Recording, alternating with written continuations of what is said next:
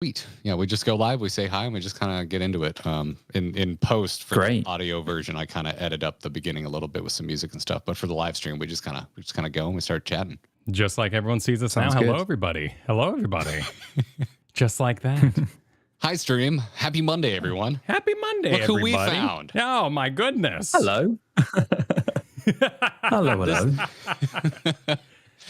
As chat, I know y'all love memes, so I'm gonna go. I have so many to choose from. I'm gonna go with "This is not Thancred." Oh yes, this is definitely not Thancred. No. Yeah, that to go with. Your blue Alizé is a popular meme. Oh, there's already one in the chat right now. Yeah, the blue Alizé. Is that there? Oh, I can't see the chat. Can I see the chat? Oh, let's get you a link. I don't.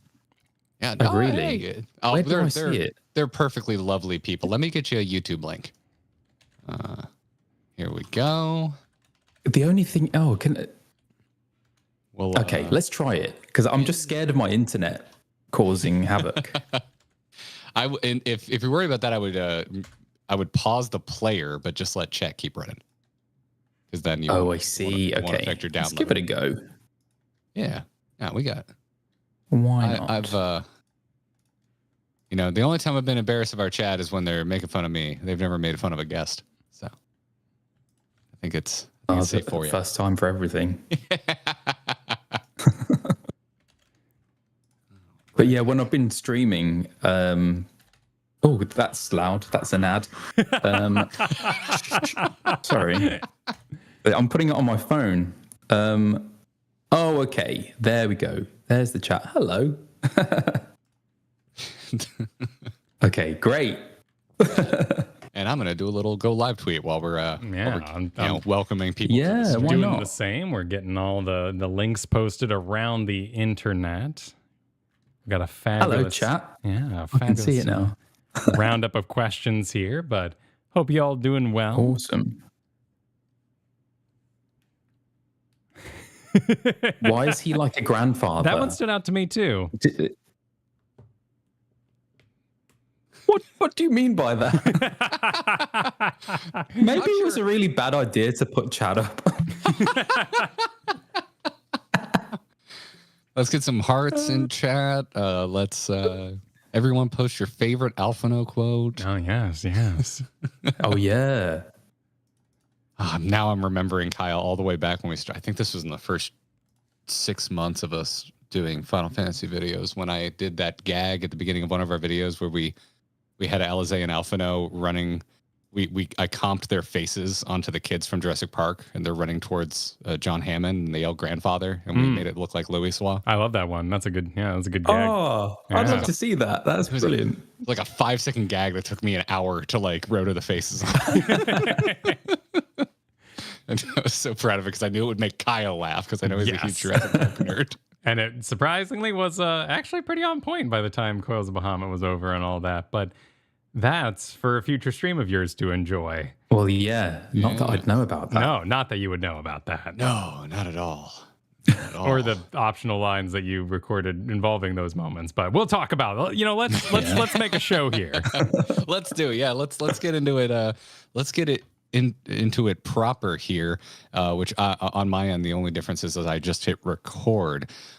Because, hey, our guest today is an actor on stage, screen, in games. You may know him from things like Doctor Who, Leonardo, the brand new Hades 2, but I would actually put money down on, if you're watching this stream, if you're listening to this podcast, you probably know him as Alphinaud from Final Fantasy 14. Today we are joined by Colin Ryan. Colin, thanks for coming by the stream. Thanks for coming on the show.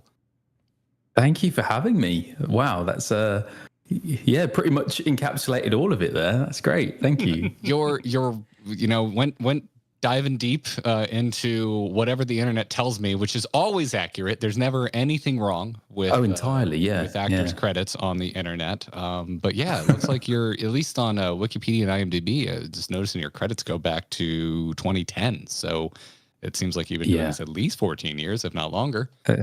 I actually am a grandfather. Yeah. Had to be here for the live show to get that one. Wait, I thought you were Alphinaud, not Louis Soir. Yeah, I mean, don't let these youthful looks deceive you. I'm 37 years old. Well, hot dang! I didn't know we were the same age. So that Oh, cool. that works out. We will make all the same untimely references for the younger viewers. Perfect. Yes. Make jokes about like HBO's The Wire. Graduated in 2009. We can talk about that gem. Yeah. Oh yes, Beautiful That's an time in history. it's an interesting time to graduate. Yeah. Oh my goodness. Yeah, during a recession. I mean, yeah, that was crazy, actually, wasn't it? And the noughties in general were, looking back, a really strange time. I liked the movies. I liked the music. I didn't like struggling. That wasn't fun. Yeah. Yeah. But yeah, I don't know. I mean, something about my 37th birthday. I've talked to Kyle about this. It's the first time I kind of got in my head about my age, and then I kind of like snapped out of it because I'm like, man, my 30s are so much better than my 20s. Like I'm enjoying it much more. Definitely. Yeah, I agree with that. So you graduated. Was it theater centric? Were you growing up doing theater and performance, or was that more of a natural flow of time? So I did what is a pretty standard route for an actor in the UK, which is going to drama school. So I went to a drama school called Arts Ed, which is in West London. And that's kind of, it's a very, well, at the time, it's probably changed a lot now, but it was a very, you learned everything. So we learned stagecraft, a lot of theatre, Shakespeare, but we also did screen stuff as well. And so for our, in our third year, we created these short films. And also we did do a lot of voiceover technique as well. And radio technique, things like that. So it was pretty, it was a well-rounded course. That's interesting. So I went to American theater college where it was very much like, listen, someone's got to run the lights. You need to get out of acting. And we're going to teach you how to run the box. And whatever voice acting is, that's not real theater. So it's fascinating to hear that yours was kind of like, oh, the whole game, everything's great, including voice acting. Yeah. Oh, 100%. I mean, it's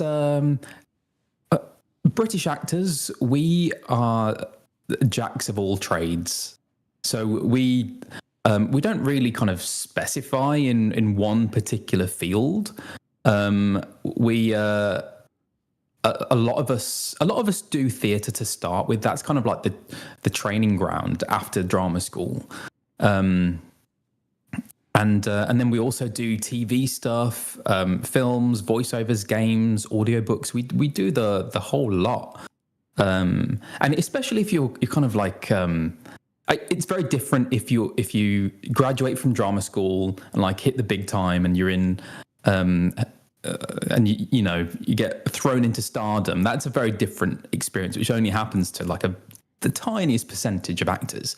But for everyone else, like for me, I graduated and it was very much the kind of life of a jobbing actor, just seeing what work you can get. And I got off to a really good start. I was very lucky. I think with acting, luck plays such a big part, which is kind of a frustrating thing. But if it works in your favor, then it's amazing. Yeah. I feel that way about a great many forms of entertainment, including streaming and making online content. Just right. Okay. Luck and timing can play a big role. So, what was your first professional job out of university? So my very first job was a kids' TV show, which was amazing, actually. Sweet. I was thinking about it today. Yeah, it was called Hounded, and it was like a sci-fi time travel comedy thing with a British actor comedian called Rufus Hound, hence the title Hounded. And and it had kind of Doctor Who vibes. So in each episode, Rufus would go to a different planet in the multiverse and then have to kind of defeat whatever baddie was on that planet. And on each planet, he would bump into me and another character. And obviously, we were the same actors in each episode, but we would play different characters. And that was so much fun because we got to create totally different, wild, wacky characters for each episode. I think there were like 13 episodes. I have no idea if it's still available to watch. Probably not. But that was, 2010, I think. So that was my very first job. And that was for the BBC as well. So that was a really big deal. And we did all sorts of... most of it was on green screen, actually. So it was really cool to have that experience. That's rad. Because, that means both of you... I'm like, that name sounds familiar, but I'm not as familiar with Rufus Hound. But you were both on Capaldi episodes of Doctor Who then, because you were on an episode during Capaldi's run as the Doctor, right? Yeah, that's right. Yeah. Was it season 10, maybe? I think it was series 10. I was looking over your IMDb before this, and I was like, oh my goodness. Yeah. That's one of my favorite monsters from the Capaldi era. Is that seriously? Episode. And then I know Rufus Hound was on an episode as well, I think with Maisie Williams. I remember that one. Yes. Was it like a kind of Robin Hood setting?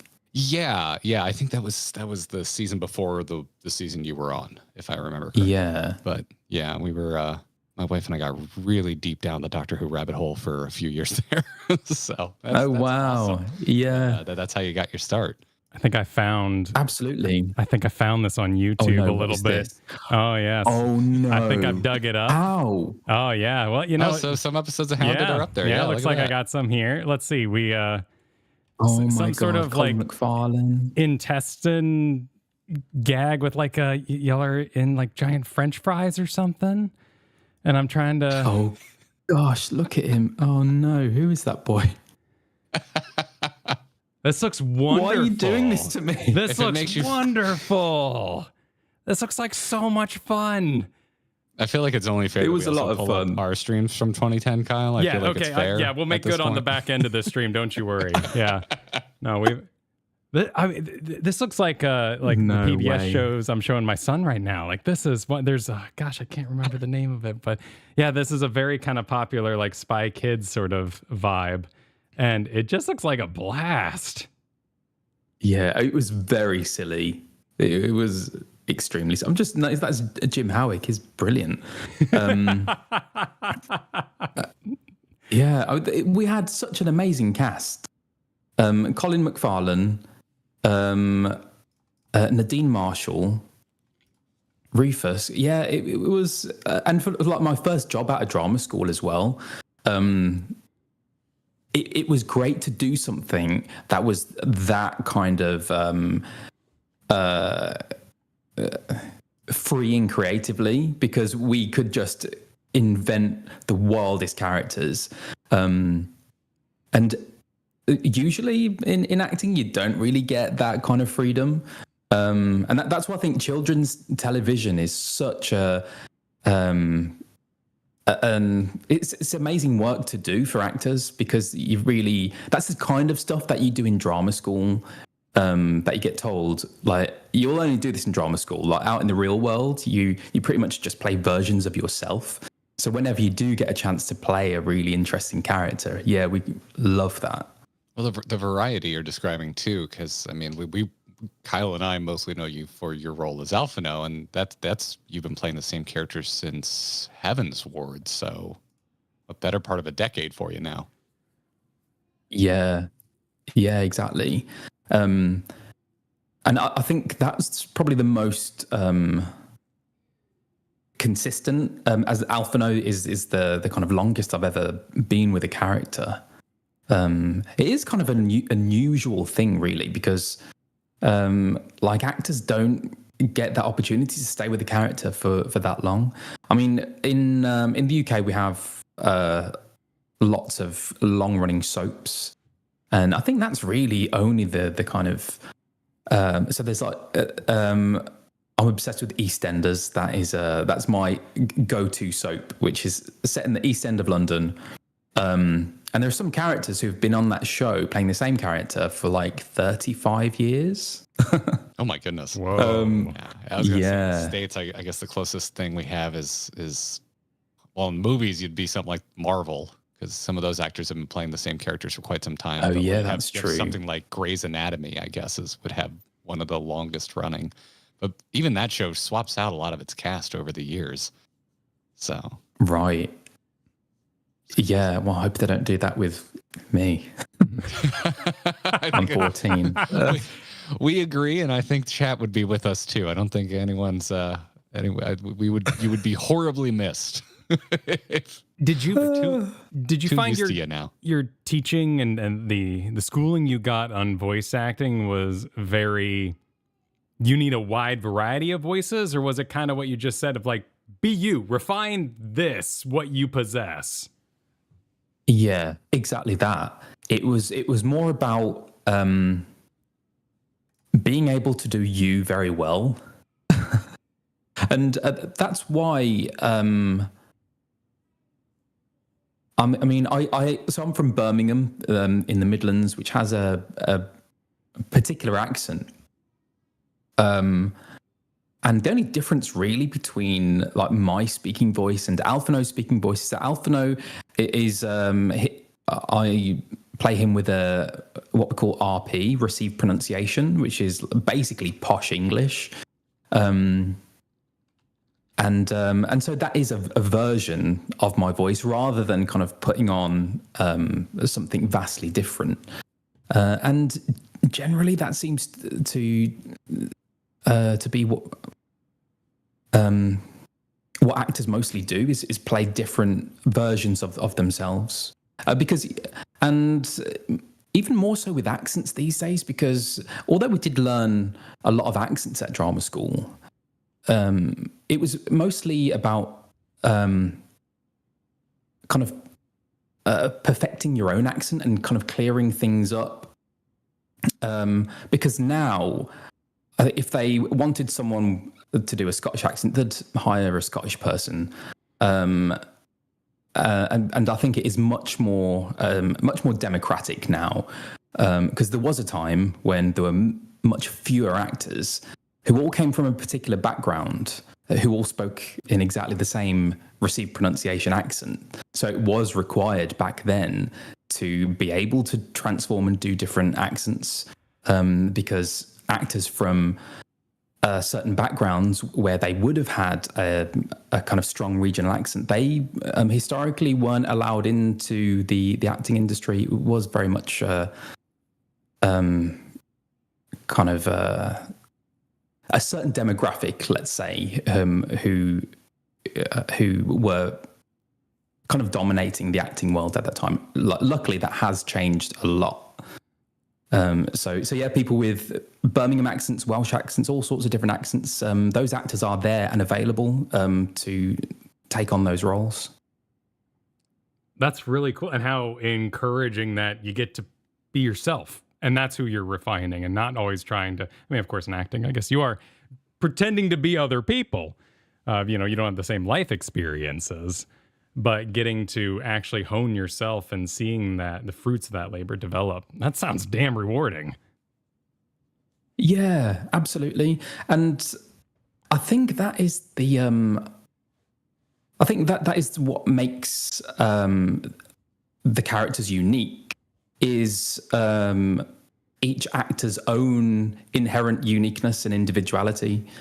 And whenever you go to auditions, something that casting directors say a lot is how they want to see what you bring to the character, that essence of yourself that you can give to the character. So yeah, that's what I try and do, and I think that's that's when you get the most kind of authentic performances as well.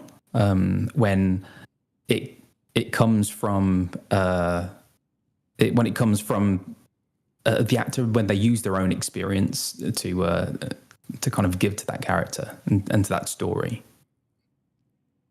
Do you feel like you're an amazing reader? Like, do you think to yourself, man, the class would pass around and the teacher would be like, okay, your turn to read, Colin. You'd be like, I got this. I can read aloud like nobody's business. Do you know what? It takes practice. That's why like drama school is 3 years long. And there's a reason for that. Like I was not ready in the first year or the second year. And sight reading is one of those things that you do have to practice and get good at. And we had sight reading classes, which really helped, especially for video games, because everything is so kind of secret, and so when the kind of recording any video game, they don't like to give you too much information. And quite often we get the script sometimes the day before. So you don't really get much time with the script. And I'm a slow reader anyway. So pretty much a lot of the recording is cold reading, kind of there in the moment. So yeah, that all that drama school practice of sight reading, really kind of kicks in those situations. That sounds intense. That's interesting.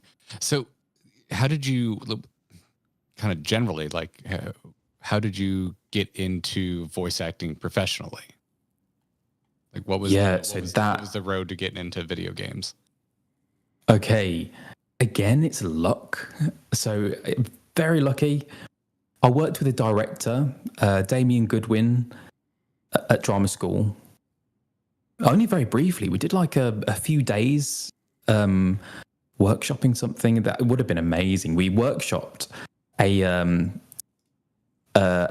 promenade production of The Shining. And it would have been nice. Yeah, it would have been in this like disused Art Deco cinema in Shepherd's Bush in London. That sounds awesome. That sounds it unfortunately it never took off, but yeah, that was awesome. But anyway, so I did that workshop with Damien, and then I graduated, and then I got an audition for a video game called The Last Story, a Nintendo video game. I auditioned for that. Damien was directing, and I got that job. So, I mean, I still had to audition, but I mean, I'm lucky that I knew the director and had worked with him previously. So yeah, that was my very first video game, Uric in The Last Story, which I don't know how popular that is. But occasionally, when I go to conventions and things, like some people do kind of mention that game and kind of bring the, the sleeve of the from the case for me to sign. Yeah, and cool. It's always lovely. Yeah, that's rad. And I think that was what led me into doing auditioning for 14 as well, because The Last Story was recorded at Side UK, the same studio where we record 14. And so I was just on that radar, and then I was brought into audition for Alphinaud. Yeah, that's great. I mean, that's how you, I don't know. That's how I always like imagined things happening. Like you get a job and it leads to the next one. It's not always the case for everybody, but that's great that's how that worked for you. Yeah, and there's no planning that. I mean, it is just being in the right place at the right time, and so yeah, I'm very grateful that the dominoes fell in that way. But I had no idea when I auditioned for Alphinaud that I'd still be here. Almost 10 years later. No, still a part of that world. Yeah, heaven's board. Yeah.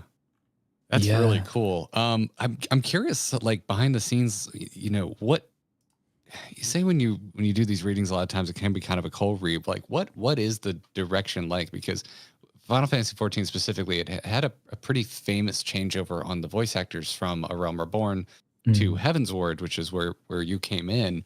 And it's something that Kyle and I are really fascinated in as two guys that have streamed this, because like from a really practical perspective, we try and read all of the dialogue that isn't voiced, just so it keeps the flow of the stream going well and lets kind of people know where we are.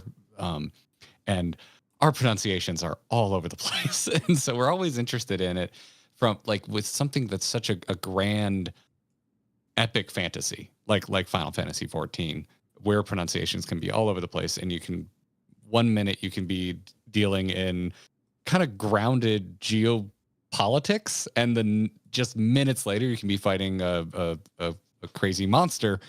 What is the direction like?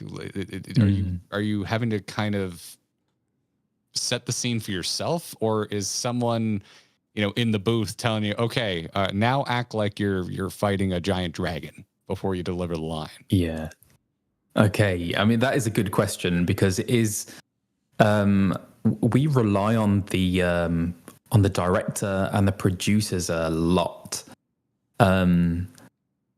So in the booth, there is the director and the technician, and then we have producers in Japan, usually, calling in, who are on hand to offer all of the kind of the lore, the context, the background that leads up to the scene that we're working on. Even the line that we're working on, it can be that specific, where a particular line kind of references something that happened in a few expansions ago, and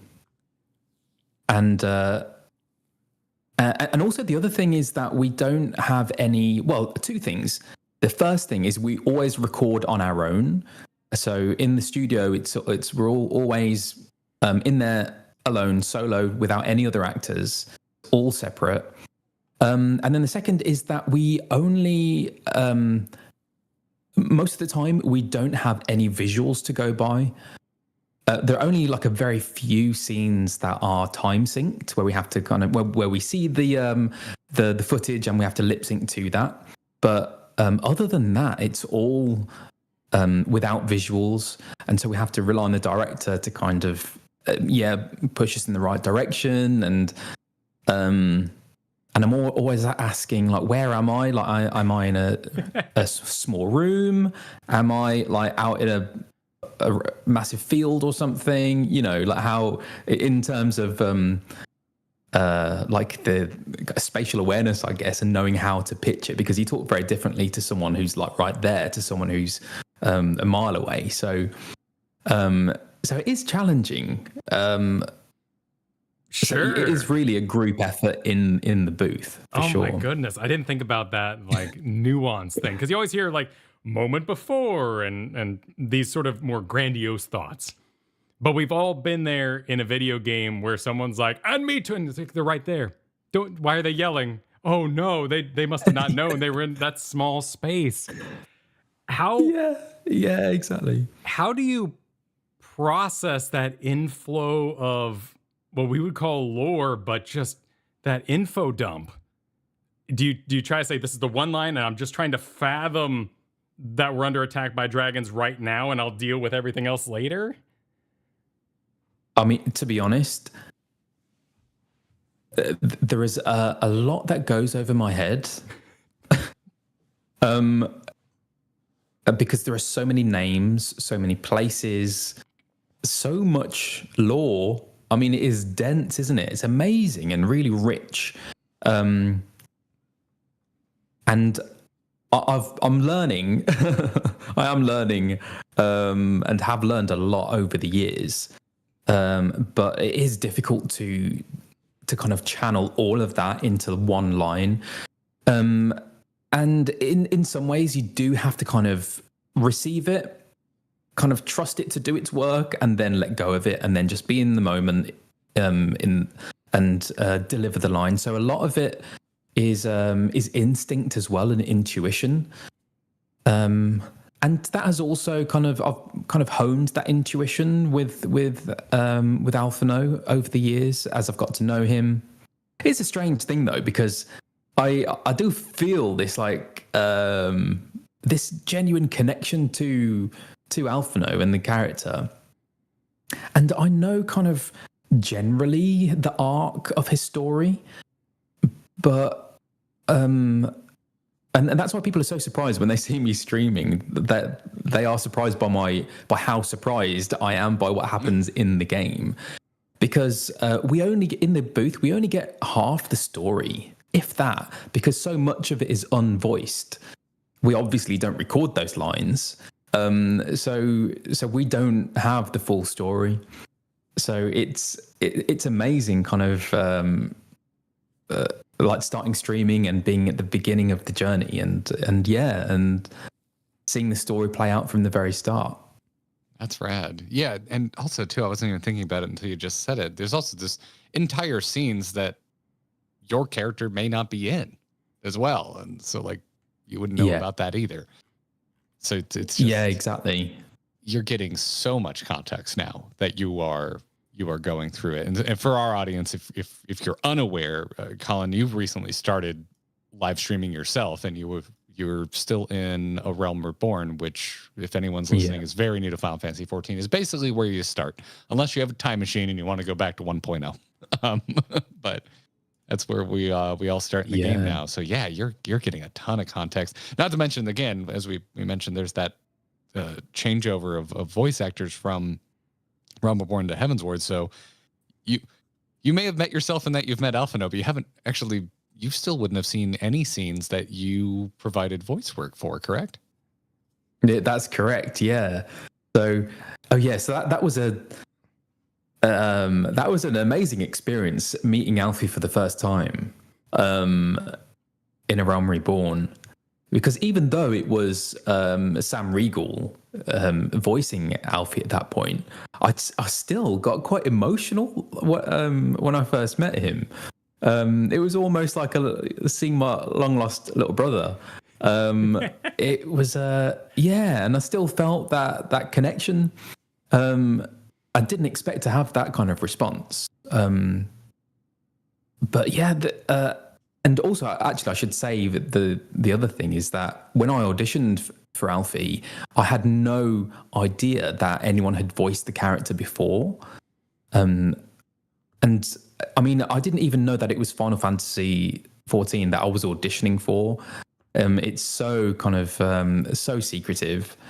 And it's all kind of under code names. The code name for this one, it was 14. That was the code name. Okay. Okay. Hey, if it's all secrets, it doesn't make sense. Oh my goodness. So yeah. So you got this lore dump attacking you for one side, and then you got the like secrecy that's gonna fall on my brain as soon as it's over side, and then someone's telling you, now be yourself, but in another world. You must leave exhausted. Yeah. I mean, it's a lot of it's a very strange environment doing recording games, and especially when you have to do emote sessions. They're called kind of different things. Like sometimes it's called walla, sometimes emotes, shouts. When you have a whole session of literally just screaming, shouting, being hit by thunderbolts. And I hadn't thought about that. Yeah. So that is the strangest thing. They compartmentalize that? Like they tell you you're going to have a yelling day? Yeah, exactly. Or usually it's kind of tagged on to the end of a session because it is really taxing vocally. Oh, sure. That was going to be my next question is, if you do it on the same day as like bigger scene reads, do they put it at the end so you don't blow your vocal cords out? Yeah, exactly. And they do really push you as well. And I think that has kind of increased over the years as well, as games have become more realistic as well. They want things to sound a lot more gory, less so with 14. But you still have to do those sessions where you're doing like all of that kind of stuff. And yeah, that does take its toll. I think of 14 as such a narratively driven game that I forget about that aspect of it, because that's something I was very aware of back when like I was growing up and playing games on the Nintendo 64 because there weren't really voice cutscenes. All there was just like Link and Zelda just yelling, and you knew like the 14, 15 different yells they had, and that was kind of it. That's all they could pack onto the cartridge. Yeah, that's. But you're right. Like I've been in plenty of in-game moments where Alphinaud's in battle, and there's just different shouts, like you said. Exactly. What a wild job. You hear like in a movie sort of situation with the live actors, like sometimes you'll jump to the end because that set's ready. Go everyone, let's shoot the final scene of the whole movie first.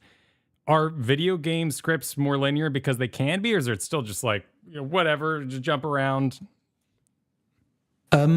It's more linear than film for sure, but there is still a little bit of jumping around. Because if you have, I mean, for like lots of different reasons actually, because takes that you do early on in the session, sometimes they listen back to that and think actually kind of now we've done those lines like later on, that kind of like changes how it should have been delivered at the start, so then we'll go back. So there is a bit of to and fro, but mostly it is linear. Oh, that's and do you prefer that to times when you've worked on things that were less linear? Yeah, I mean the whole kind of out of sequence thing is very challenging, especially on TV. Like Doctor Who, for example. So our first day of filming was the end scene of the episode. And okay. I mean, like so much happens in the episode. And we kind of didn't really know how to play that scene. And but in the end, they ended up cutting that scene and replaced it with something else. But so it is really hard to kind of to know where, like, emotionally your character is going to be at that end point when you haven't even figured out how he starts. So yeah, I much prefer. That's why I really love doing theatre, because you get to play out the whole narrative from start to finish. And yeah, there's something really rewarding about getting the opportunity to do that, which you don't always get the chance to do in film and TV. Sure. I'm even that way just with our videos, Kyle. Like I could edit it out of order, but it just feels wrong. So I just started getting. Well, and then you get the audience feedback, which on the internet is an entirely different process, because not only do you not know like what memes people are going to make out of the scenes you've been in, the voice lines, the game itself, but then you have something like a fan fest experience, or if you just meet fans out in the wild, and to have that applause delivered randomly throughout your life for the next X number of years, that's got to be madness. Oh yeah, absolutely. I mean, you mentioned FanFest. That experience for me was like nothing I've ever experienced. It was wild. The most incredible moment was when we all sat down just before the keynote. The lights went down and the trailer for Dawn Trail started playing, and the crowd went wild. It was, and I've never felt anything like that. To be a part of something that could kind of garner that kind of reaction was incredible. Yeah. You guys were there, right? Did you come to London Fan Fest? We went to Vegas. Yeah, we were in Vegas. Oh, you went to Vegas. Yeah. Right. So we're in the States. So we went to Vegas last year, and that was our first Fan Fest. I've been to a lot of different cons, but yeah, Fan Fest goes off. That is an invested community. Yeah, we had a great time. We were still in the middle of, or we had just wrapped up Shadowbringers at the time, and we're moving into the patch content on our stream, so we didn't attend the opening ceremony in person because we're not sure how into the spoiler details of Endwalker they're going to go. So we weren't in person for the opening ceremony, but we were there for a lot of the rest of it. And every time we were on the floor of the Dawn, for folks that weren't there, if there wasn't currently something on stage, they were like re-airing the Dawn Trail trailer over and over again. And just every time people cheered, particularly at some moments, like when Raha Tio takes a bite of a taco, like people cheered every time, like clockwork. So yeah, it's I can only imagine. I mean, we had our own little kind of a realization of the community that we have, because we had a meetup and we've talked about it elsewhere. It like kind of blew our minds. We couldn't believe this many people cared about our little corner of the internet. But yeah, you had the entire arena cheering for you. I mean, that's wild. I mean, I was gutted. So at the London Fan Fest, you heard my voice. Yes, you were still Alfie's secret. Voice, oh no! Yeah, I was kind of like hiding. Oh no! Well, we had so many theories. We're like, does Alphinaud have like a mustache now? Like, why are they hiding him? Why are you like, hiding what's the Alphinaud secret from here? us? What? I know. There were so many like different theories. Like a lot of people thought that they were going to age him up. Facial hair.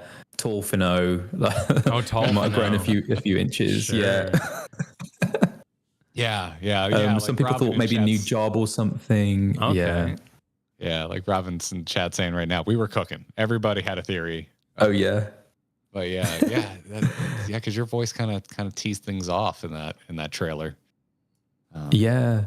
And that was a funny one because I remember recording those lines, but I didn't know that it was the trailer. Like it was just kind of tagged on to the last recording I did for the previous patch. Oh, cool. So you were so that was a kind of secretive as well. Interesting. Yeah. Would that have made you nervous? Would you be thinking to yourself like, oh wait, this is the trailer? I have the opening of the trailer? That's awesome. Yeah, I mean it's probably a good job that I didn't know, to be honest. Yeah. They probably and likewise with like knowing not knowing that Sam had recorded Alphinaud before. I'm glad I didn't know that, because if I did and had kind of researched and listened to his voice, I probably would have gone into the audition trying to emulate Sam's version of Alfie. So I'm really glad that they didn't tell us about that and that we could just go in with our own version. Otherwise, I think I probably wouldn't have got the job otherwise. That's exactly what you were talking about earlier with bringing your own take and your own self to that role. Yeah, definitely. So I'm, grateful that I got to put my own stamp on it. Yeah. And like listening to our voices, they are so different, especially kind of playing A Realm Reborn. It's quite a different take, but I think that's great. I know it was a bit jarring for some people, but I hope they've got used to it by now.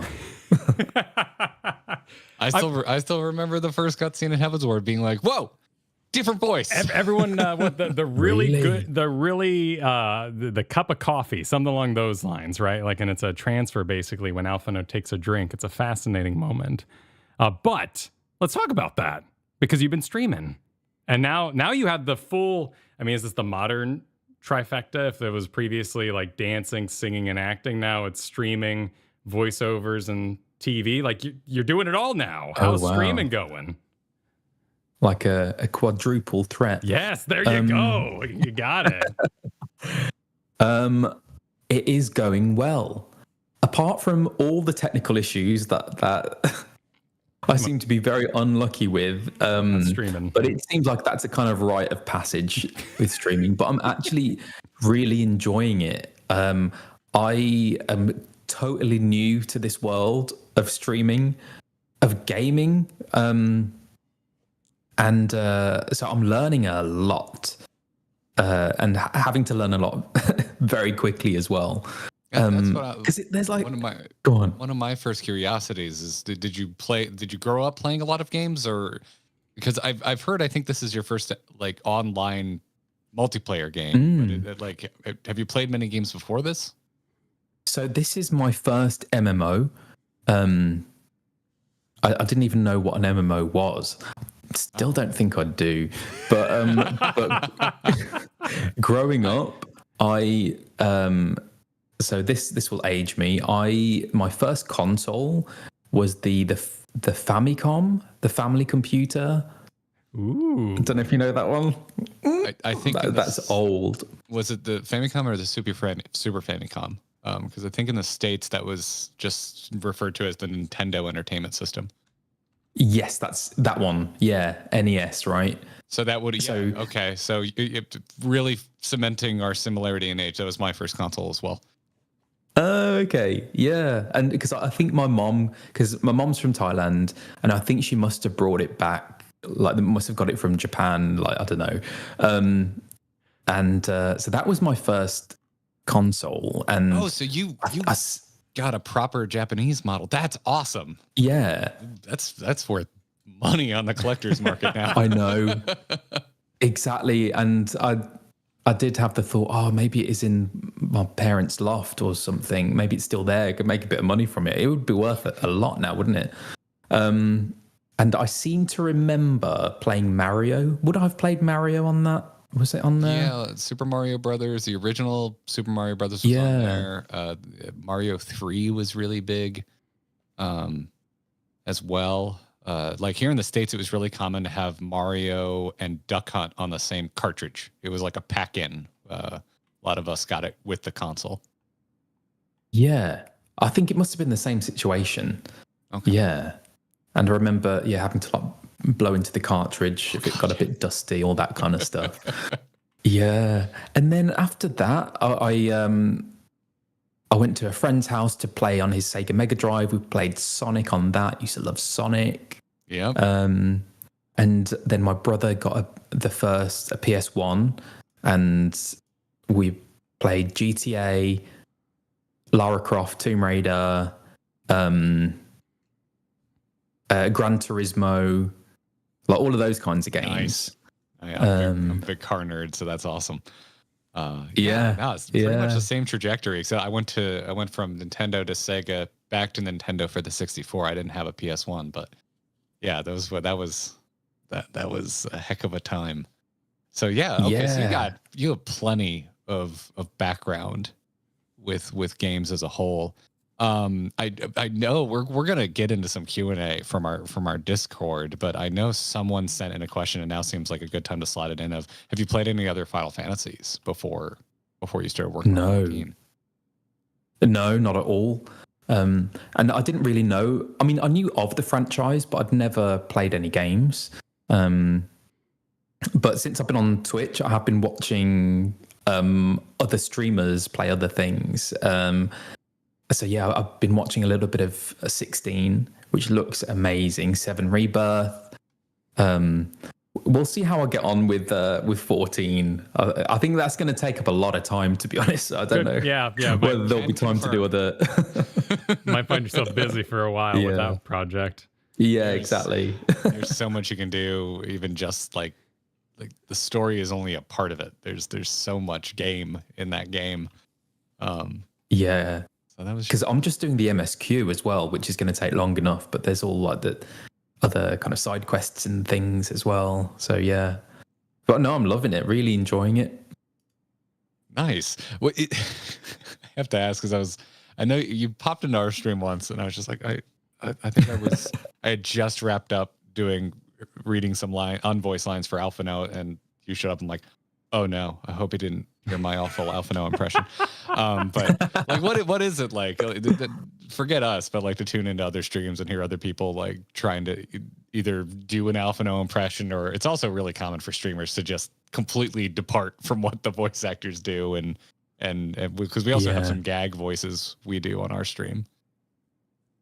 Oh, okay. I mean, I would like to watch more of your like streams and videos, but I haven't up to this point because of spoilers. So at this point, stop. Don't watch us. Yeah. Yeah. I guess if we're reading, it's a spoiler for you. So yeah, absolutely. So don't see that. Yeah. So I haven't actually seen too much of people kind of like streaming cutscenes and things, and like voicing Alfie, but well, not Alphinaud in particular, but yeah. But whenever I've tuned in, people just seem to kind of like do their own voice. But yeah, I'd like to see more. I'd like to see people's impressions and see like how well, you what their take is on the character. But you did have, kind of a stance in mind when you started this channel, because I am aware your channel is called I Am Alphinaud. Yeah. So you've how'd you come up with the name? Oh. I mean, it's quite simple, really. Yeah.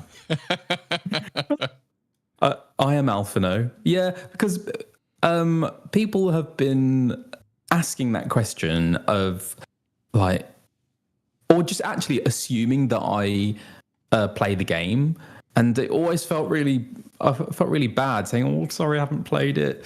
And because I've been doing it for so long now, I thought, you know what, I better play the game. And yeah, going to conventions and things, and I've had a lot of people like asking me to play it just because they want to share their love of the game with me and want me to be able to experience that love of the game as well. So yeah, I kind of I think like end of last year, I thought, you know what, I'm going to commit to this. I'm going to do it. And yeah, so here I am. I mean, it's taken a while to kind of get sorted, but yeah, I'm really getting into the flow of it now, and learning the mechanics of how to play the game as well. There's still a lot of learning to do, but I'm enjoying the process, enjoying the journey. That's great. I'm gonna start pulling in some of the questions that we pulled from the folks that support us either on YouTube or our Patreon. So this comes to us from our Discord. And I first off, thanks everybody in the Discord. We got so many questions. I'm so sorry if yours doesn't get asked, because this is one of the biggest turnouts for questions that we've received. Folks are really excited that you're here, Colin. But awesome. We got a lot of questions about not only working on the game, but now playing through it in regards to the streaming. And since we're talking about it, I figure I'll start pulling some of these out right now. So we got a question from Jemst, who's curious, how do the performative aspects of streaming compare to stage or voice acting? Are there any differences or any similarities? It is very different. Because being on stream, you are yourself. Like entirely yourself. I mean, there is a kind of, I suppose, a heightened element to it, because you do have to constantly like engage with the people watching your stream, and compared to like TV and theatre, where you're playing a character.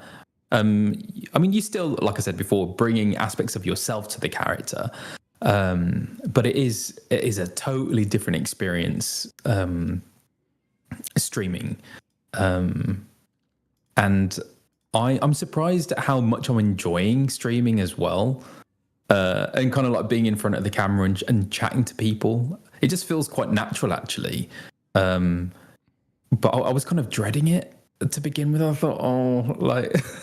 I don't know how it's going to go. Yeah, but I'm actually really enjoying that connection. But yeah, and I suppose that there isn't that hassle of having to kind of remember lines and things of, when you're doing a play or whatever. There is, your mind is on a totally different, a different thing when you're performing a character in a story, in a narrative, compared to kind of just being on here and chatting to whoever turns up. Yeah. No, I was the same way. Kyle, you had a lot more, I would say, like traditional streaming experience than I did when we started doing this together. We had been streaming for years, but we were doing like just podcasts. We'd have guests on. It was very controlled, and we had things like outlines. And controlled is a good word. Out. Yeah. Controlled. Yes, exactly. Whereas when I knew Kyle had broken me down and convinced me, hey, we're both playing 14. Let's stream it together. I was like, I don't know how to be a streamer. I know how to podcast and I can do it live, but I don't know how to stream. And you're absolutely right. It's so fun. It's a learned skill, but it's a very good time. Yeah, absolutely. And I've learned a lot from watching other streamers as well. And it's been nice. I mean, like with you guys kind of just popping into your stream, and I've done that with other people as well. And just, kind of hanging out for a bit and seeing how other streamers do it. So I've learned a lot from the community as well. There's some cool stuff out there, and not only just what their setup is, how they're running it, what their graphics look like, what their background's going. I see you got some lights going behind your shelf there, so you got a nice little glow outlining you, so your silhouette's not lost. But it's a whole operation. Yeah, it is. It's so involved, and also because I'm in such a small studio flat as well, I'm like very limited. So my stream setup, it's like this is on my kitchen counter. So whenever I stream, I have to set it up, and then at the end of the stream, I have to put it all away. So it's not there all the time. I'd love to be able to have that kind of setup. Sure. But I'm on a gaming laptop as opposed to a full PC. But eventually I would like to kind of build up to all that. I think that would be fun. I have to know now, because you've been streaming long enough. Has anyone earnestly ended up in your chat room while you've been reading Alphinaud lines and go, wow, this guy really sounds like Alphinaud?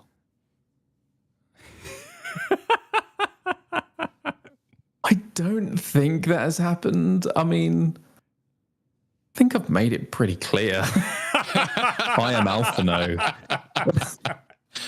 I have to imagine, because there's natural discovery on these platforms. Maybe people just tap into it. Maybe haven't seen you before or haven't looked up the credits. That guy does a real good Alphinaud, man. Have you seen this? That's a really good impression. Spot on. Yeah. That hasn't happened yet, but I would love that to happen. I'm sure some people are memeing and making jokes about it, but yeah, maybe think of it.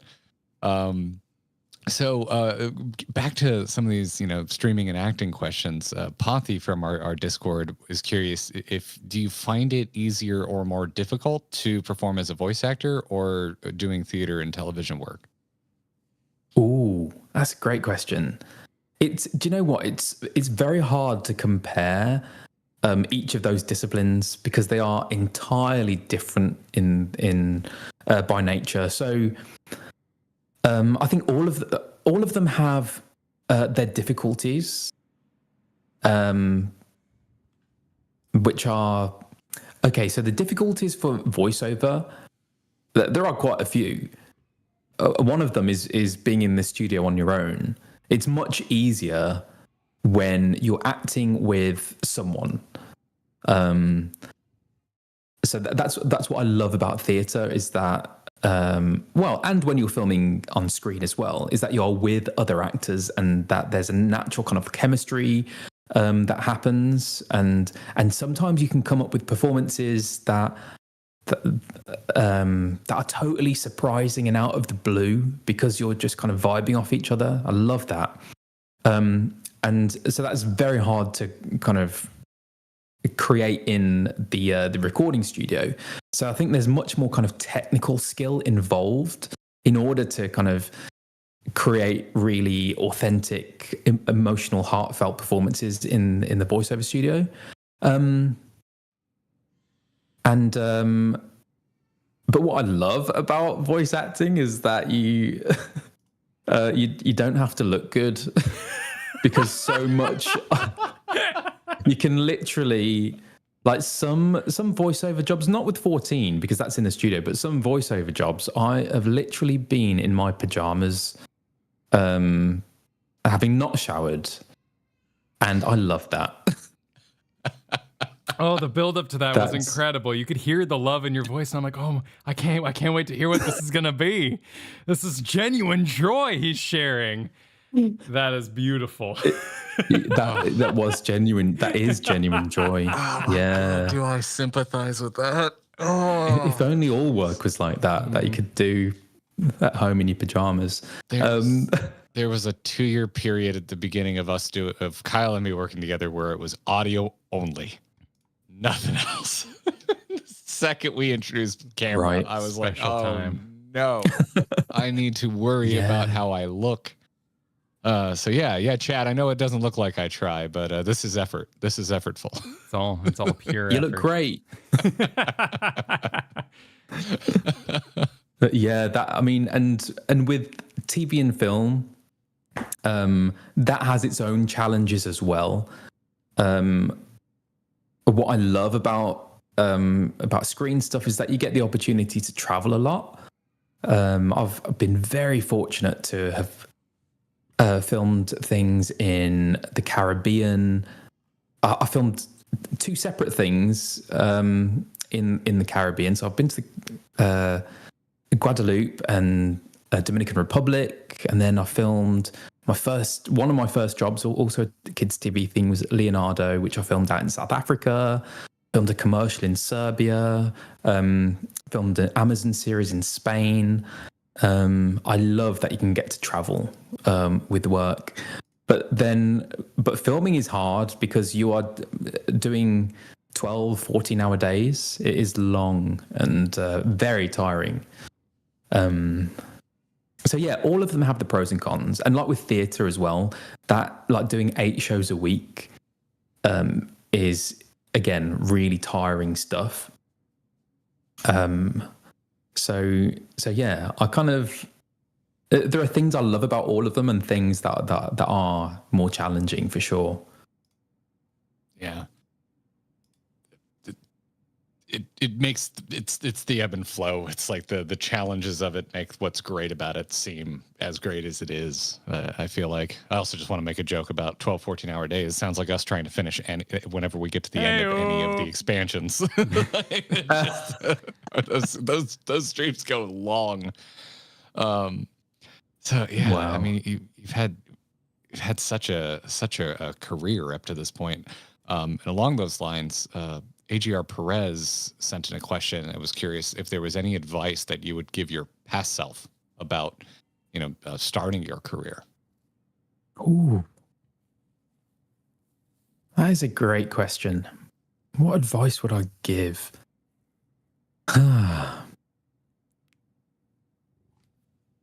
You're going to have to be extremely patient.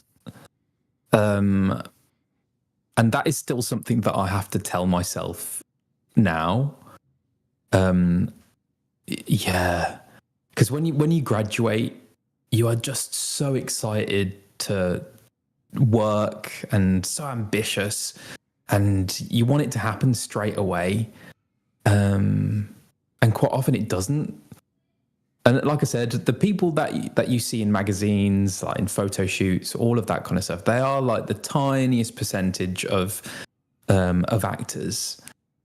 And I would get really down that I kind of wasn't doing I wasn't straight into a Netflix series or something like that, And I think there's something to be said for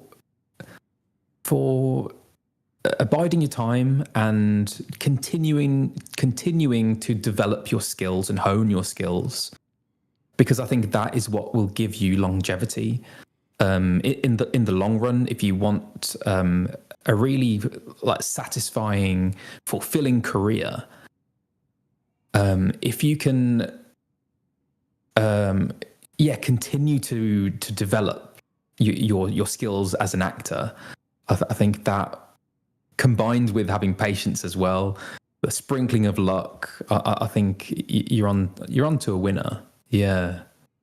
And just be kind to yourself as well. I think it is a tough industry to be in. It can be brutal. And auditioning can be very brutal, and quite often you audition for things and sometimes you don't hear back either way, yes or no, and you kind of you invest so much of yourself into the audition to give it the best chance of getting the job. And then sometimes, you don't hear back either way, which is really can be soul destroying. But yeah, just kind of having good friends around you, being positive, looking after your mental health. That's probably the biggest one, to be fair. Yeah. I mean, there's so many things. I would love to kind of do a kind of more extended version of that. Maybe I'll do it on a stream sometime, because I do get a lot of questions actually from fans, viewers, saying that they would love to get into voice acting or acting in general. And yeah, I do have a lot, like years of experience now that I would like to kind of pass on. But thinking about it ultimately is looking after your mental health, because if that's not in good shape, then I think you give yourself a better chance by being well mentally, for sure. That was beautiful. And also, I think the chat was quite taken by the moment of introspectiveness that made you sound the most like Alphinaud that you have during this broadcast today. And it was really something to hear the voice of Alphinaud get to say that. So thank you for that, first of all. But second of all, damn well said. That was a beautiful statement.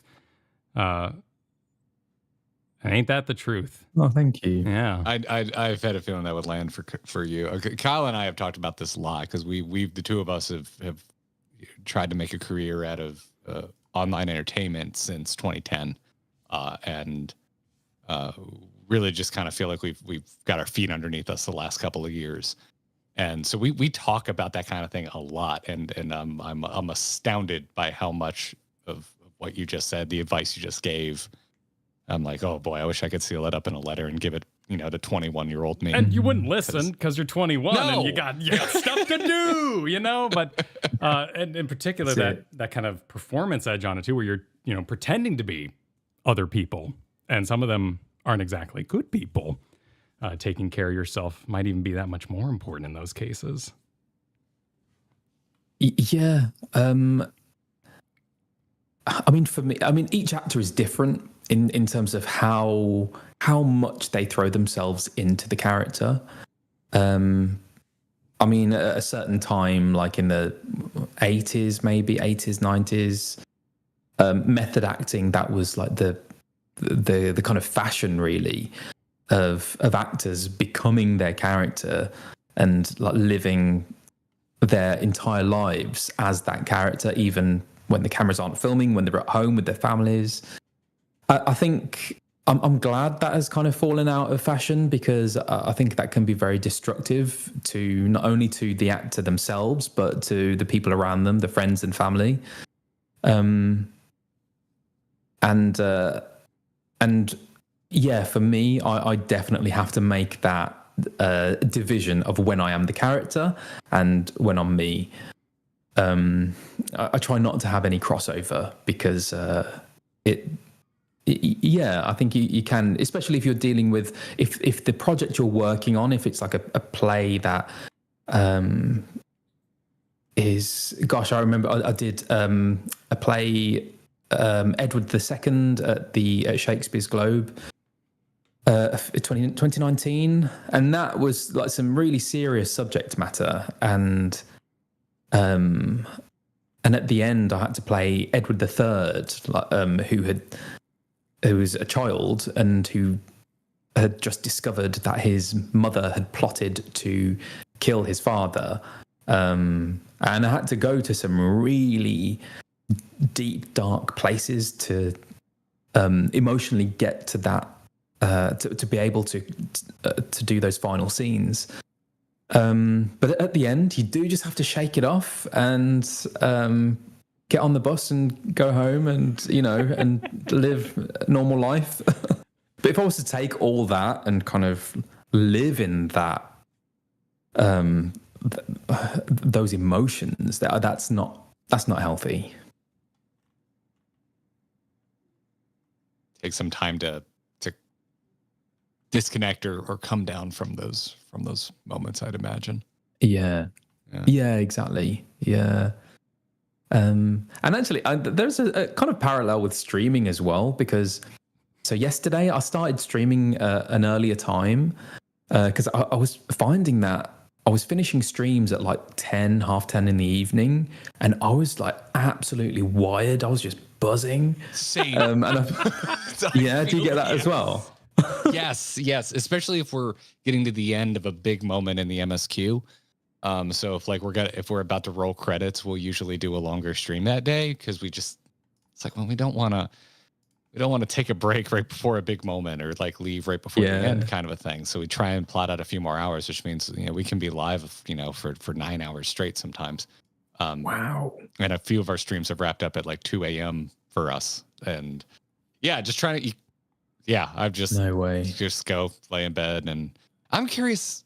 You just gave me a thought. I'm curious, like, has that struck you, the immediate nature of when you turn the stream off, like it's just over, boop, it's gone. Because you've done a lot of live work. I've only done like a tiny handful of things in front of a live audience, but I have to imagine that if you go from really any of it, like you said, even voice acting, even if you can do it in your pajamas, you're still working with a director, working with a producer, to a theater production, you have an audience plus the cast. And obviously if it's a television production, you have your cast and you have everyone that's working the production. Streaming, did that kind of strike you that, oh wow, it's just so immediate when you turn it off? It's over until you go back online. Yeah, exactly. And likewise at the start as well, like as soon as you kind of press start streaming, then you're live, people are watching you, and that took a bit of getting used to. so now I have to kind of like prepare myself leading up to pressing the button. And it is a different world as well. You kind of like you enter this world with this community of people, and playing the game, and you're kind of going on this journey together. And then at the end, like you say, it's just over. And then, okay, right, back in these four walls. And I've got to try and go to sleep now. And it's always very difficult.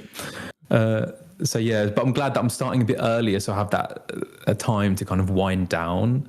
And which is kind of, coming back to that, is like similar to when you finish a play, you kind of have to have that time to kind of unwind from the performance that you've just done.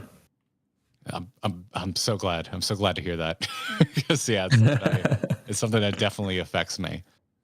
Most of our streams are in the day, but once a week we do a nighttime stream, and that can go late, and that's all. Thursday nights, it's just like, all right, time to try and quiet my brain, and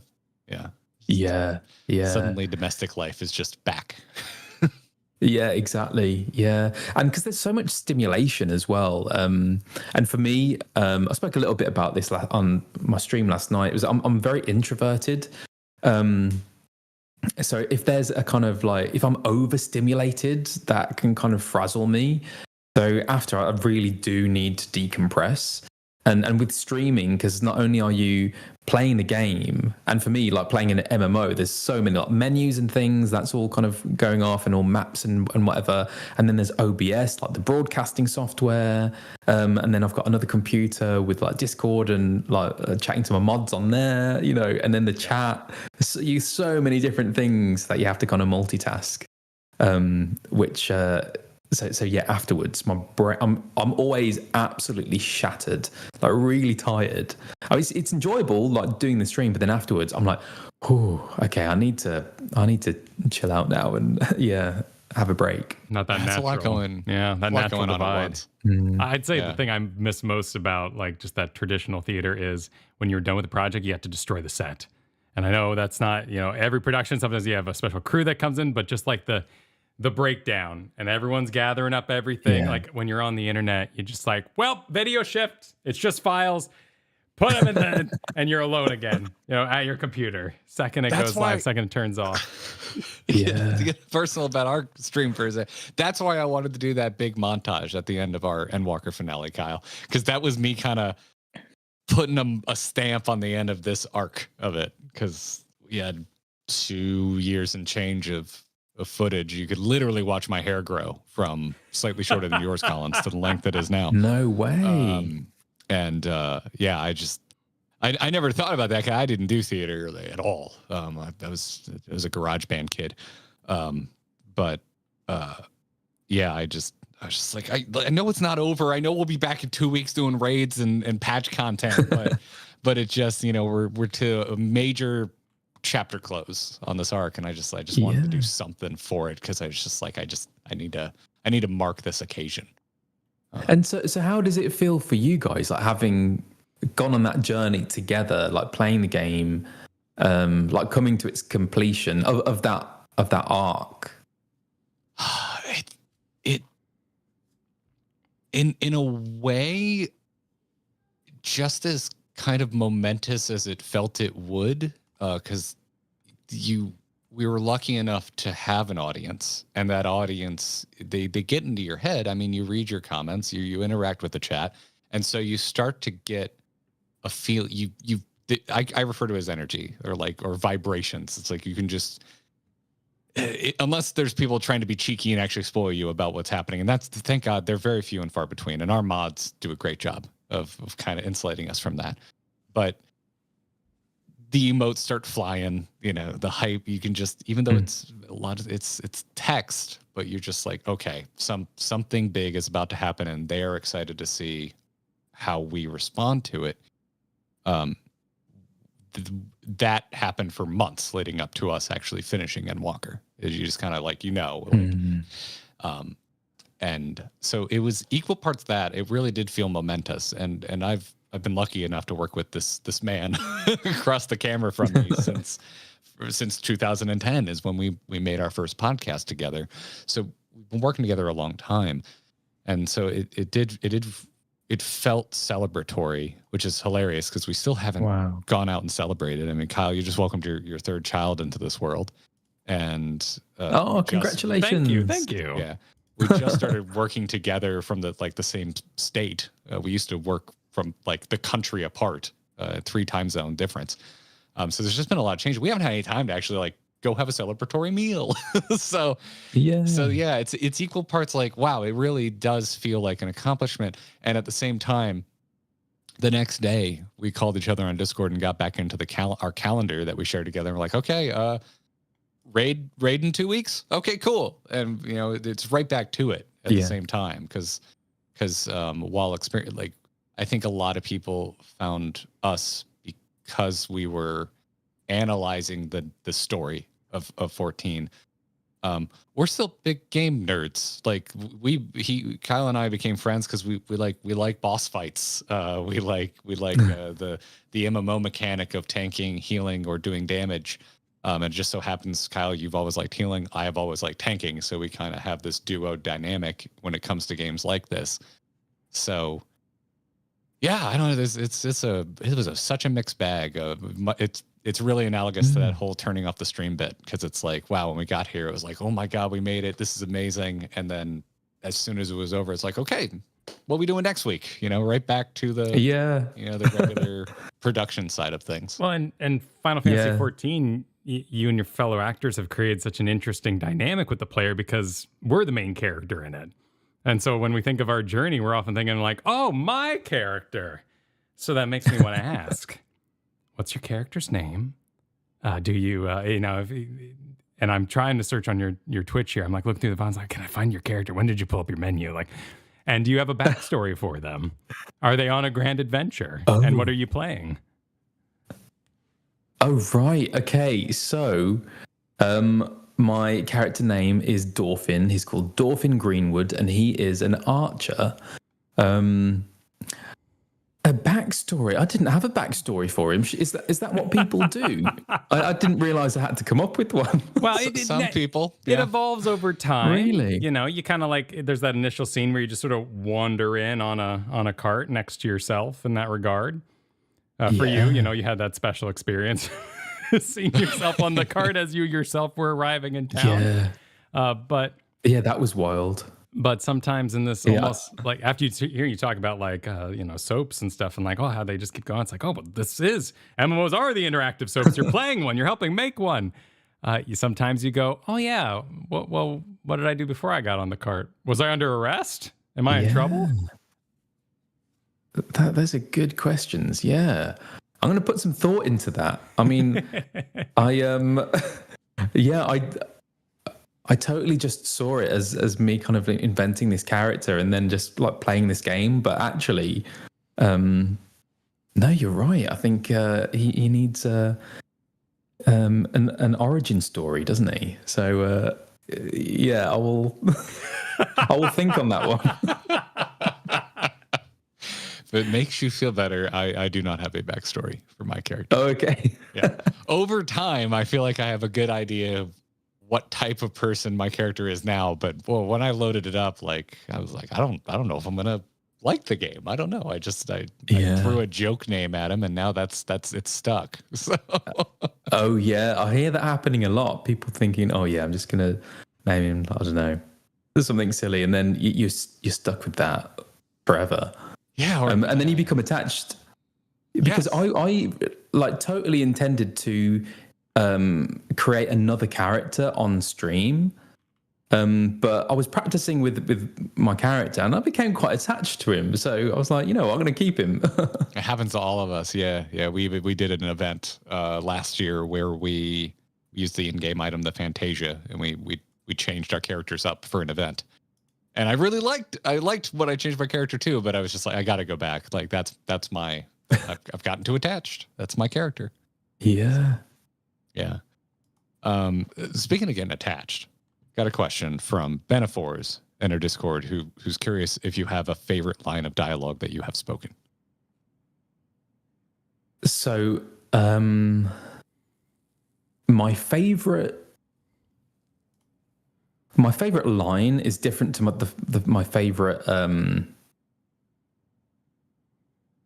Okay, so my favorite line is one that I don't think I ever voiced. Maybe you will know, but it's something that I write a lot when I'm kind of signing things and people ask for my favorite quote. Is oh god, now hang on. I need to refresh my memory.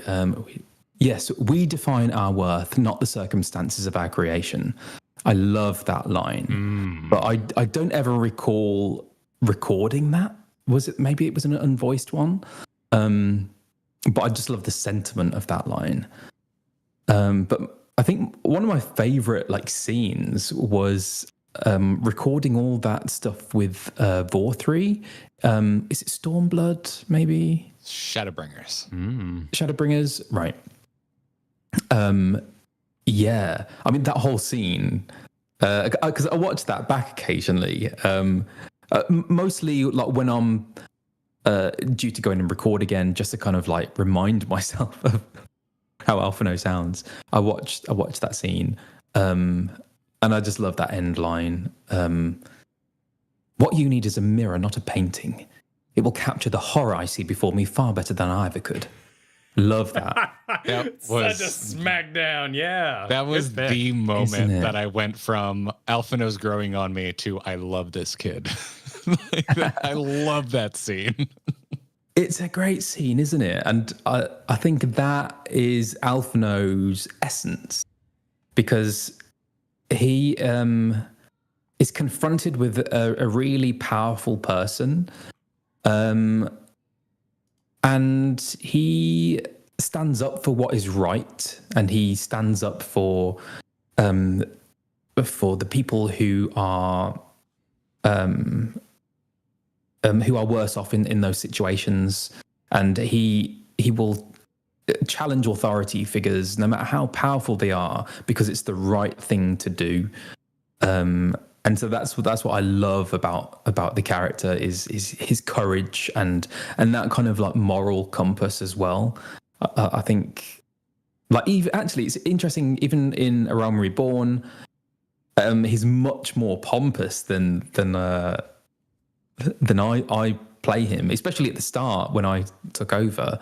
But through that pomposity, you still see that that kind of inherent goodness. So I love that that's at his core. that he's like just a really solid, good person. Yeah. Well put, and good choices, because excellent choices, goodness, indeed. I love both those scenes, and chat's stoked, and I think the first one was also voiced as well. I saw a lot of messages coming in of, I know exactly that scene. Yes, it is voiced. Yeah. Oh, it is. Okay, I need to find that. And then, I mean, other things. I mean, talking about like memes and stuff, I just find it hilarious about how and there's so many memes, but of that, the one clip of Alphinaud like jumping off a roof or something into the sea. Oh, to go swimming. Yeah. To go swimming. Yes. Alphinaud goes swimming. And that is an example of me having not seen the footage, but being told, okay, you're going to take a running jump off of a roof into a body of water, make that sound. So I was like, ah!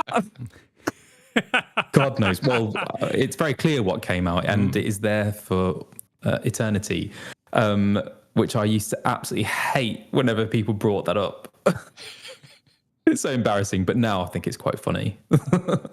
You just know, I'm sure you've noticed, I'm sure people are already clipping you too from your stream, like just no control what people grab onto, and it's never what you think. That's it. It's so, and there's something you kind of have to just surrender to, isn't it? That's, like you say, it's not anything that you're in control with. People are going to do whatever they want with whatever's out there. So yeah, you're at the mercy of that, and there's no point trying to fight it.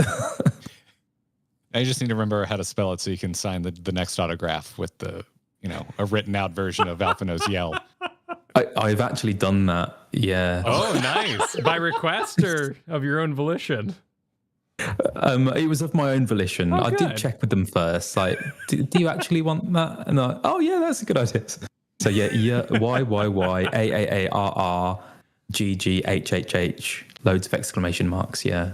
Perfect. That's fantastic. Well, if I ever get to meet you at FanFest, I now know what I'm asking for. That's the request. Yeah. Yeah, should we be so lucky? Oh my goodness! Wow, that is just delightful. Speaking of running afoul of technical issues, Carria in our Discord wants to know what it was like to meet yourself in game for the first time and then have your power betray you. Oh no! Oh, as in like literally. Oh yeah. Oh yeah. Oh yeah. Sounds like there was a disconnect. I did not see this live. Oh God.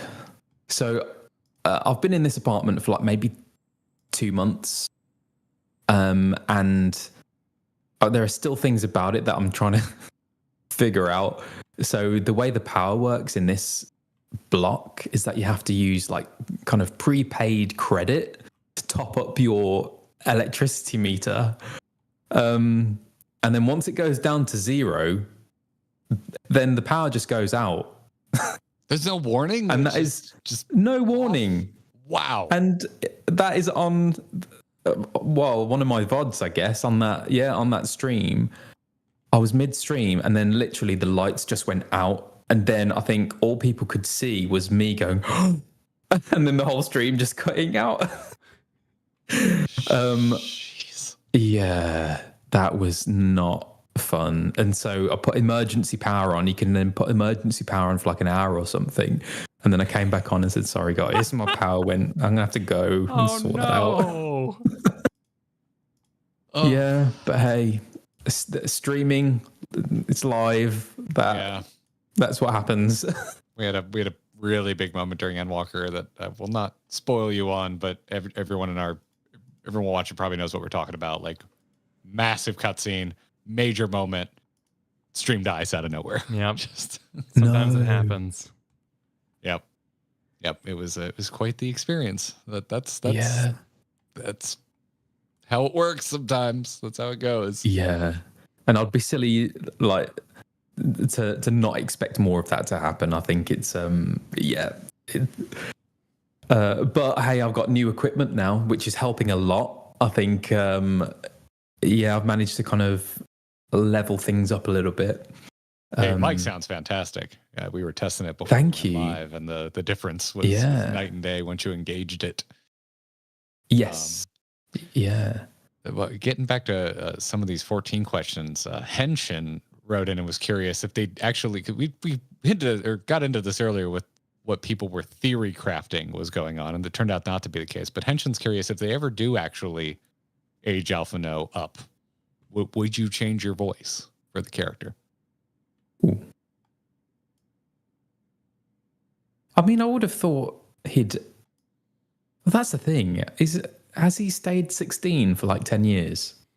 Is he still the same age? No one knows. It's that is it's hilarious you asked that, because when we were first starting to get into this game, we were like, well, what's the timeline? And apparently it is a source of much debate among 14 fans. Right. How many years pass over the course of the main arc from Realm Reborn to Endwalker. So I've always thought of it like how cartoons work, how like the South Park kids never grow up, the Simpsons never get older, you know. I think it is that kind of situation, isn't it? Because time is never mentioned when we're recording, and age is never referenced. I suppose the way that I approach the character has evolved over that time. And as a part of him growing up, not necessarily in terms of like physical age, but in terms of experience and the things that he's gone through, has affected him, and he has changed a lot as a character. And there's been a lot of self-reflection as well, and kind of realizing how he used to be a kind of a spoilt brat. And so I suppose that there have been subtle changes in the way that I voice him now as a result of all of what he's experienced through the expansion so far. But if he does age dramatically, then I guess I would have to change the voice accordingly. But we'll see. I don't know. Probably I'm assuming direction and production would come in as well, like quite practically on something like that. They'd be like, "Oh, hey, let's age his voice up a bit." So that's the thing, because we don't really get to we don't have any kind of dialogue really with Yoshi P. It's very it seems to be very separate. I suppose we have I don't know, they must get briefed by Japan, because we the Japanese version is recorded first, and so we kind of work from that. But I would love to kind of sit down and have a conversation with him about the character and his trajectory, and that's cool. And speaking of the production side, because we got this question as well, I'm curious as well. But Fjord sent this in, and was talking about the fact that 14 is like, it's an ongoing game and it's an ongoing story. So like between expansions, patches, all of that stuff. Fjord's curious how frequently you and other actors are in the studio for Final Fantasy 14. Oh, I mean, it's not long at all, really. So like I said, with the expansions, we're between 8 and 12 hours per expansion. And apart from that, then we come in and do patches, which can sometimes take an hour to 3 hours. But apart from that, we're not in really. So it is a very kind of short amount of time that we're actually recording. And it's fascinating that it has become such a big part of my life now. And I mean, other things have kind of, I would say like the other things have become a lot bigger in some ways. Like they're kind of engaging with the community, and they going to conventions, now streaming. So I'm kind of exploring more of this world, kind of away from what I was originally kind of employed for. voicing the character. But I just find it endlessly fascinating just how vast the reach of this game is. It just blows my mind that that this game has had the power to kind of bring people together. Like literally, like couples have met on the game who have then had kids, and like whole families have been created because of this game, and that I find that amazing. Yeah, it's wild. I mean, just in the time we played it. I mean, Kyle, your family's gotten a lot bigger since. Yeah, absolutely. Yeah. I mean, you started out in 2015. You mentioned the swimming moment. I mean, how wild to think of how much more at our current time point, being 2004, Alphinaud as a character has grown since we did one jump off a ledge with the seas of the Ruby Sea beyond us. I mean, when was the first time you felt like, oh my goodness, people know me for this? Like, did you meet anybody in the wild? Did you say this was your first fan fest this last roundabout? Yeah, that was my first. That was my first fan fest. But I'd been to a few conventions before that, and yeah, the first one that I went to was with Beth, and actually it was Peter as well. Who else was there? Yeah, more Tim. And that was astounding. Like, we were not prepared for that whatsoever. We didn't expect the kind of reaction that we got. And we had no idea that people were this passionate about the game, because we, like, back then anyway, we weren't gamers. We weren't part of the community as such. So we were really clueless. And it really took us by surprise. But since then, we've just kind of really embraced it, and so we love going to conventions now and meeting people, and so we're going to Otakon in August, which is in DC, and that's going to be cool because exactly. So me, Beth, Peter are going from 14, then Ben and Nina from 16 will be there, and then Brianna and John Bentley from 7 Rebirth, they will be there. So yeah, it's going to be a whole kind of Final Fantasy party. That's incredible. Yeah, is that the only? It sounds like you weren't ready for the recognition. So like, was that when you started going to cons? Was that the first time you started meeting players of Final Fantasy 14, or like do you leave your flat and get noticed on the way down the street? I mean, it has happened occasionally, which again I find really strange. Well, not strange, but just like, how did you know that was me? Like, I went to the cinema and I was buying some popcorn, and the guy serving me the popcorn said, "Excuse me, are you Alphinaud?" I was like, "Yeah." How did you know? Like, it's not my face up there. Did you project when you ordered the popcorn? Yes. Did they recognize your voice?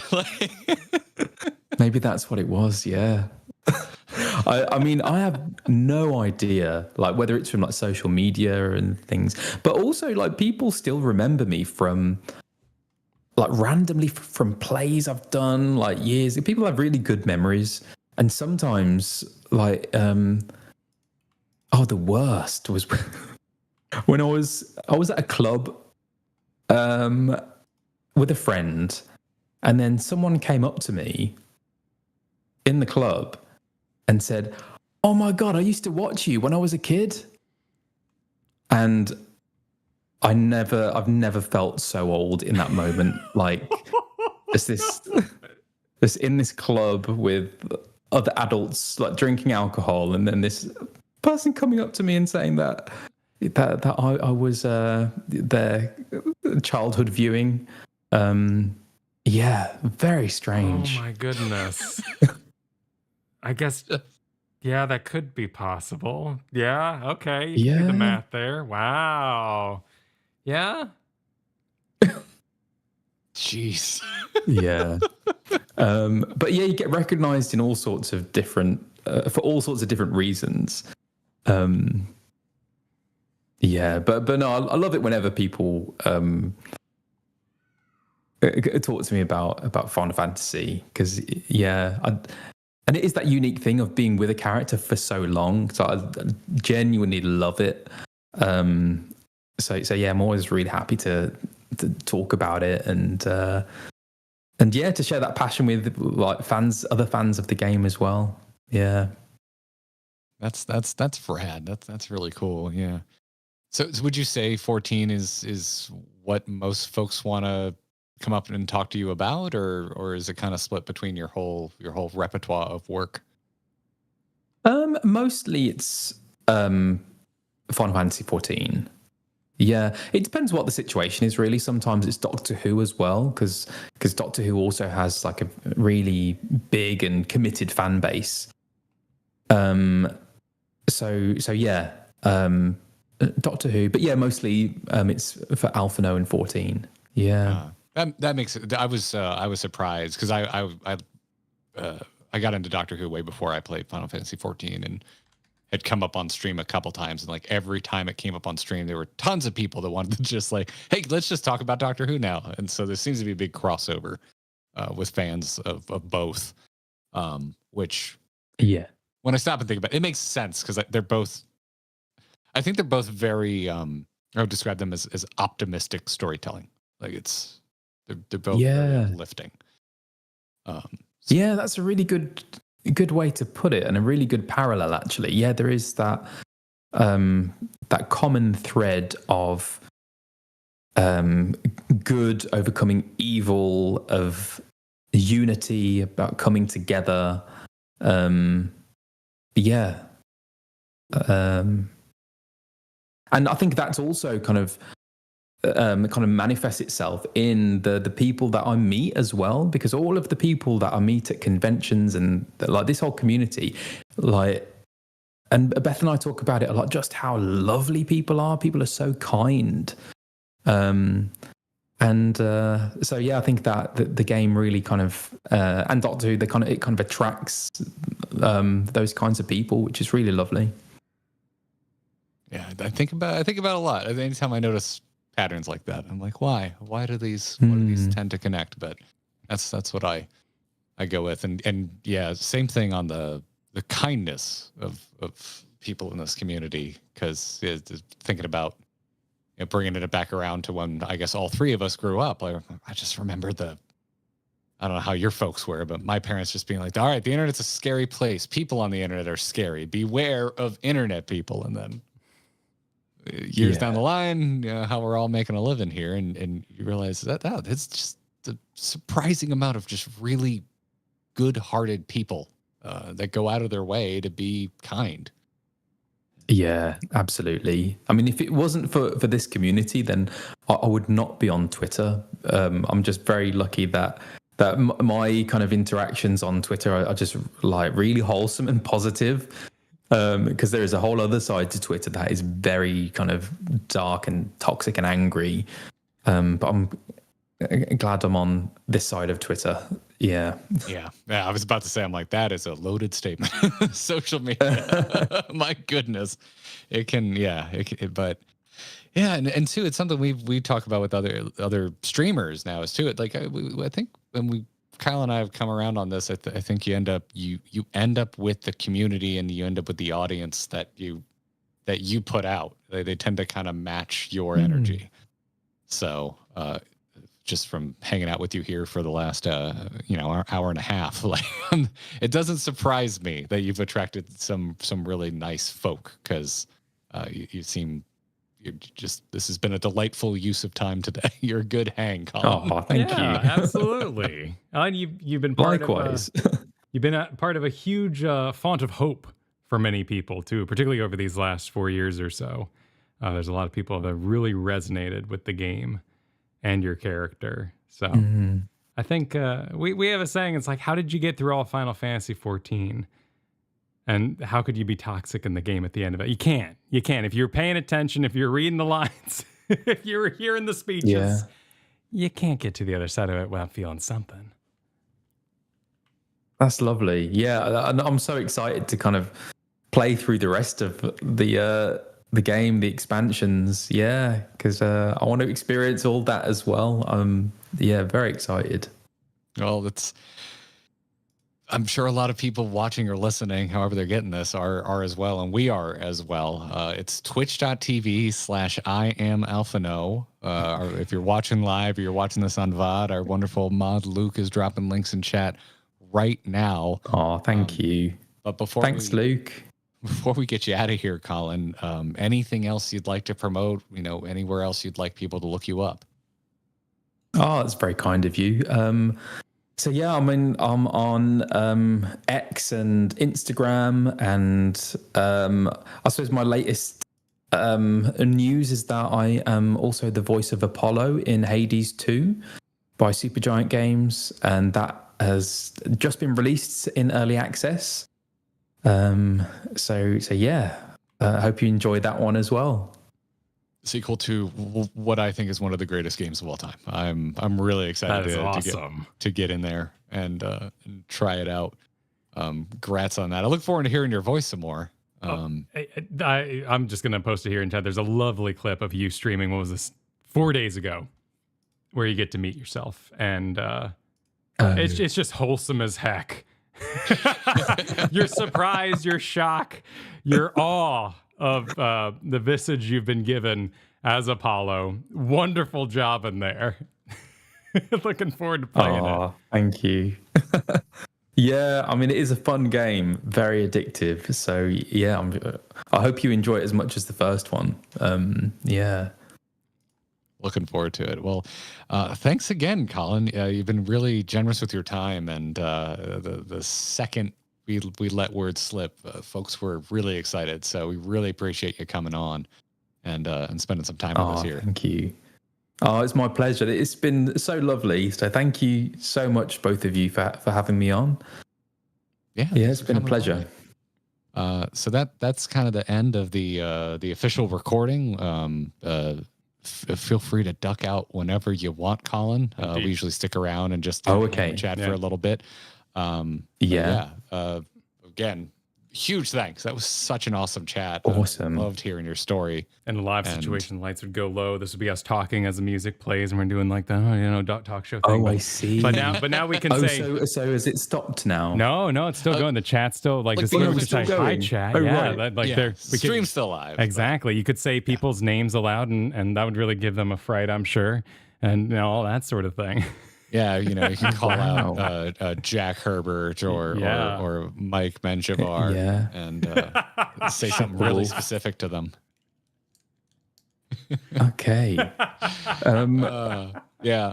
And for the future, we're gonna be keeping tabs on you. So expect an invite back when you get to major plot points. Yeah, it would be a delight. I'd love to chat with you. Like even outside yourself, just to hear your own review of the story and how you kind of experience it would just be a fun time. Particularly hearing your old video game resume there. Just hearing you getting back into video games, that'd be awesome. Yeah, that would be wicked. Yeah, absolutely. No, I'd really enjoy that.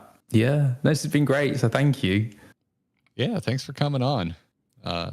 It was a riot in our questions channel at our Discord when everyone heard you were coming on. It was just like, wow, questions. So wow. Hope I did well for you all in chat. I did my best. Yeah, we had to cut a lot. Questions. We had to cut a lot, sadly. Probably 5 or 6 hours worth of questions in there. Oh, seriously? Yeah. Gosh, sorry. Yeah, we'll have to do another one then. Yeah, what a shame. It was a delight hanging out with you. Hang out again. Yeah. Well, thanks again. And when's your next stream for folks watching right now? Next stream is on Sunday at 5 p.m. UK time. Awesome. Well, folks, which is that 9 a.m. Pacific? I think so, because we started like 6 p.m. 12, for you? 12 Eastern. Is that right? I'm not sure. think it's I always get confused. How many hours with from time now? zones. What time is it there? 12 p.m. Eastern. Chat is saying. Nice. So right at noon for East Coast. Okay. There we go. Yeah. But also other people are just saying, I've got it in my calendar. Oh, thanks so much. Yeah, I hope to see you all there. Yeah, that'll be great. And yes, I'm just doing the MSQ and yeah, taking my time with it as well, and kind of reading all the dialogue and giving voices to all of the characters, which is a lot of fun. Yeah. Is there a story behind this, or am I being baited, or does Gapgano legitimately just want to know what your favorite drink is? What my favorite drink is? Yeah. I just said, ask him his favorite drink. I'm like, why? Do they already know the answer to this? Is it something fun? Oh, I don't know. I mean, I do like a cup of tea. Because I'm British. I remember we had Amanda Aiken on, and during the outro on the stream, it came out that I'm a big cocktail nerd, and then Amanda was like, "Oh my god, I love cocktails," and we ended up talking for like another 20 minutes just about cocktails. Now I get it. Yes. So yeah, do you have a favorite drink? A favorite cocktail? I don't usually go for cocktails. I'd like to have a beer or something. Is that okay? All right. That's what I'd go for. I'm pretty basic because I don't drink that much anyway. Because I'm mixed race, my Thai side isn't so good at metabolizing alcohol, so I get really red, get very flushed, and alcohol doesn't always make me feel very good. So I'll keep it pretty basic. Okay, all right. Just keep it under control. It's not a bad thing. Yeah. And now I'm being accused of dissing tea. I'm sorry, I don't like tea, everybody. Tea's great. We can sit around, I get motion sick. I don't like drinking for that reason. We can sit around here and diss other things if we wish, but I don't like being up on cliffs because heights scare me. What else do we want to go with here? How deep into our souls do we want to dig? Yeah, Asian Glow, exactly. Digits RPG. It's that's what we call it, Asian Glow. Because so yeah, a lot of Asian people don't have that. Can't metabolize a certain enzyme in alcohol. I was not aware. In the same way that Western people can, and I've inherited that gene. Yeah. It doesn't always. So I get drunk very quickly. So that's why. Yeah, I don't tend to drink very much these days.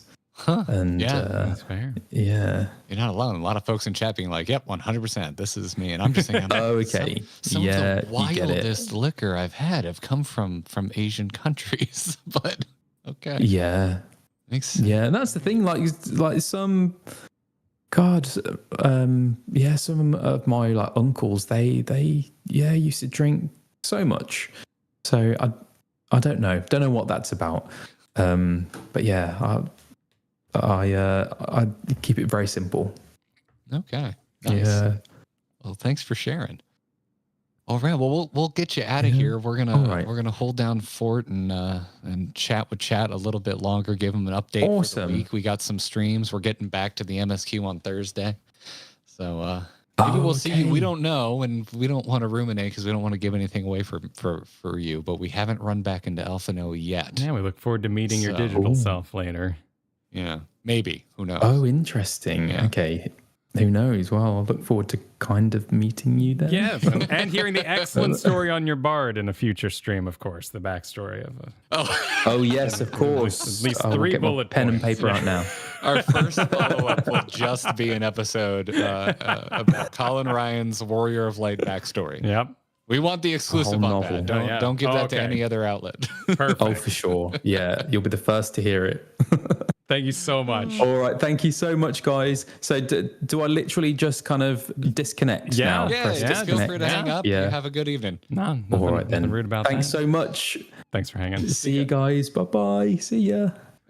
Now that'll break and it's going to be okay. Because we'll fix it. Yep, we'll get it. Don't you worry. I say Kyle will do a bunch of work. Kyle's going to do stuff. Don't you worry. Kyle's got this. Don't you worry. Don't you Don't worry. worry about it. I'm risk putting you on speakers because I'm sick of wearing these cans. Oh, sure. Go for it. Oh, I'm sick of it. It's hot. It's a little warm. Chat, y'all were delightful. Yes, Just thank you. Absolutely delightful. Thank you for being so kind. And welcoming. we got into some real stuff there. That was a soulful interview. Oh my God. That it was. That is was. I've never seen the internet go quiet. Like when he was right? Like just a chat room just be like, oh, shh, everyone, I'm listening to this. Hang on. No one say anything. It was beautiful. It was a beautiful moment. Yeah. I'm already coming out of it feeling like that was a really unique interview for us because I feel like you and I, our style is to fill the blank space. Like keep going, keep talking, and nobody explodes. And that I am so relaxed. I want to go read a book. Yeah. Yeah. That was lovely. And chat, y'all were like super respectful. I know we had a couple trolls come through. Mods, thank you for your service. I'm gonna go help poor Cartho Nasty real quick. Okay, yeah. Go attend to your kitty. Your little kitty. Yeah. So yeah, thanks everybody. Thanks for being you. Gearbox. Y'all are great. Kept waiting for Alizé to interrupt him. I would love to interview Colin and Bethan at the same time. That would be so rad. Who's the next big guest? Actually, I don't know. There's a couple things I know I want to do, but they're a little bit down the road, so we haven't booked anyone yet. So, actually, I think I know who the next big guest will be, but I can't tell you. I cannot tell you that. No, can't do it. Cannot do it. Ben Starr. I'd love to get Ben on. We haven't talked to Ben, but I would love to talk to Ben Starr. Maybe once Kyle and I get back to and at least roll credits on Final Fantasy 16. But yeah, I would absolutely love to talk to Ben. Ben seems like a good hang. I mean, honestly, like that's what an empty statement. I think everyone involved with any Final Fantasy seems like a good hang because I've now been exposed to so many members of the greater Final Fantasy family. Like, no, everyone just seems great. I'd love to get Jesse and Ben in the same room. Would be really fun. I'd be down to have Zeppla on. Yeah, let's go. I think we've reached out to her somewhat recently. Hello. Yeah. Welcome back. Is Karth nice and escaped? Karth is doing well. He rubbed on the mic there for a little bit in the middle of the show, so he was delighted to see me after awakening from his nap. Oh, that just sounds adorable. Often it's kind of like, oh, hello, you're here too. I see. That just sounds absolutely adorable. Yeah. Well, he's a big Alphinaud fan. He is. You know, he probably would be. He had his younger years, but he settled down, found his place. Yeah. Didn't make any factions to destroy himself, but there's always time. Yeah. Folks are trying to get the next guest out of me, and I told them I actually don't really know. I have a vague idea of who our next guest might be, but we're not allowed to talk about it. And people have been trying to guess, and one of the things that somebody posted is actually we're going to go be a guest for that person soon. So we got. Oh, that's true. I'm going to just tease a bunch of things. Yeah, we're going to be someone else's guest. Yes, very soon. We're guesting. I will be a guest appearing on another YouTube channel very soon. Mm-hmm. There's so many things I could tease. So many things I could tease. So many possible teases. Yes, it's wonderful. The gears are always grinding around here, grinding gear. Progress marches on. Yeah. Arwojo, Midnight Miko, thank you for your 2 years. It's official, Kyle. We need to come up with that GG. People have hit 2 years. Oh, right. Yes. Okay, let's do that. Let's do that. You want to do it right now? Yeah, we'll make it this afternoon. That's happening. Is that something we can do? We've already got. Can we do that? I can just start working on it right now, man. I'm just gonna get it in there. I could get it. Can we do it live? Yeah. You keep reading. I'll make the pink GG. You start clicking. Yep. Yeah. I like that. Not base, but close, Mace. Marcia, thanks for becoming or re-upping your membership during that stream. Mace of Base also hit the 21 months. It was saying hello to Colin and us. Cheers back at you, Mace. Cheers back at you. 2 years, you say? Thanks, Silent Mike. Much appreciated. Thanks for hanging out for so long. Reflective Gold.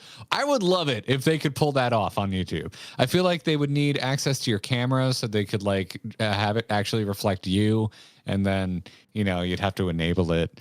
It'd be a whole thing. Yeah, or just like GIF it. Let it play a little, just like 2 frames in there. Just give it a little energy. I remember one of my classmates getting taken to task freshman year of art school for turning in an illustration. So I majored in illustration in art school, and we did a lot of traditional media. And so we would have to present it in a like presentation style. Everyone would show up on the due date, and we would all hang our stuff up. And whatever the medium was, if it was like watercolor, we all hung up our watercolor boards, and we had to make sure it looked really nice and presentable. It's a really old school way of presenting illustration. Everything's pretty much digital these days. Anyway, I remember one of my classmates being taken to task for painting with gold metallic paint. And the teacher going, the assignment was that the illustration you're doing is for reproduction. She's like, yeah. And the teacher's like, well, metallic doesn't reproduce. You scan it and it just kind of looks like a muddy, earthy yellow. Yeah. Like reflectivity does not reproduce. And well, I think about that all the time. Or you could just actually put diamonds in it, like Don Bluth in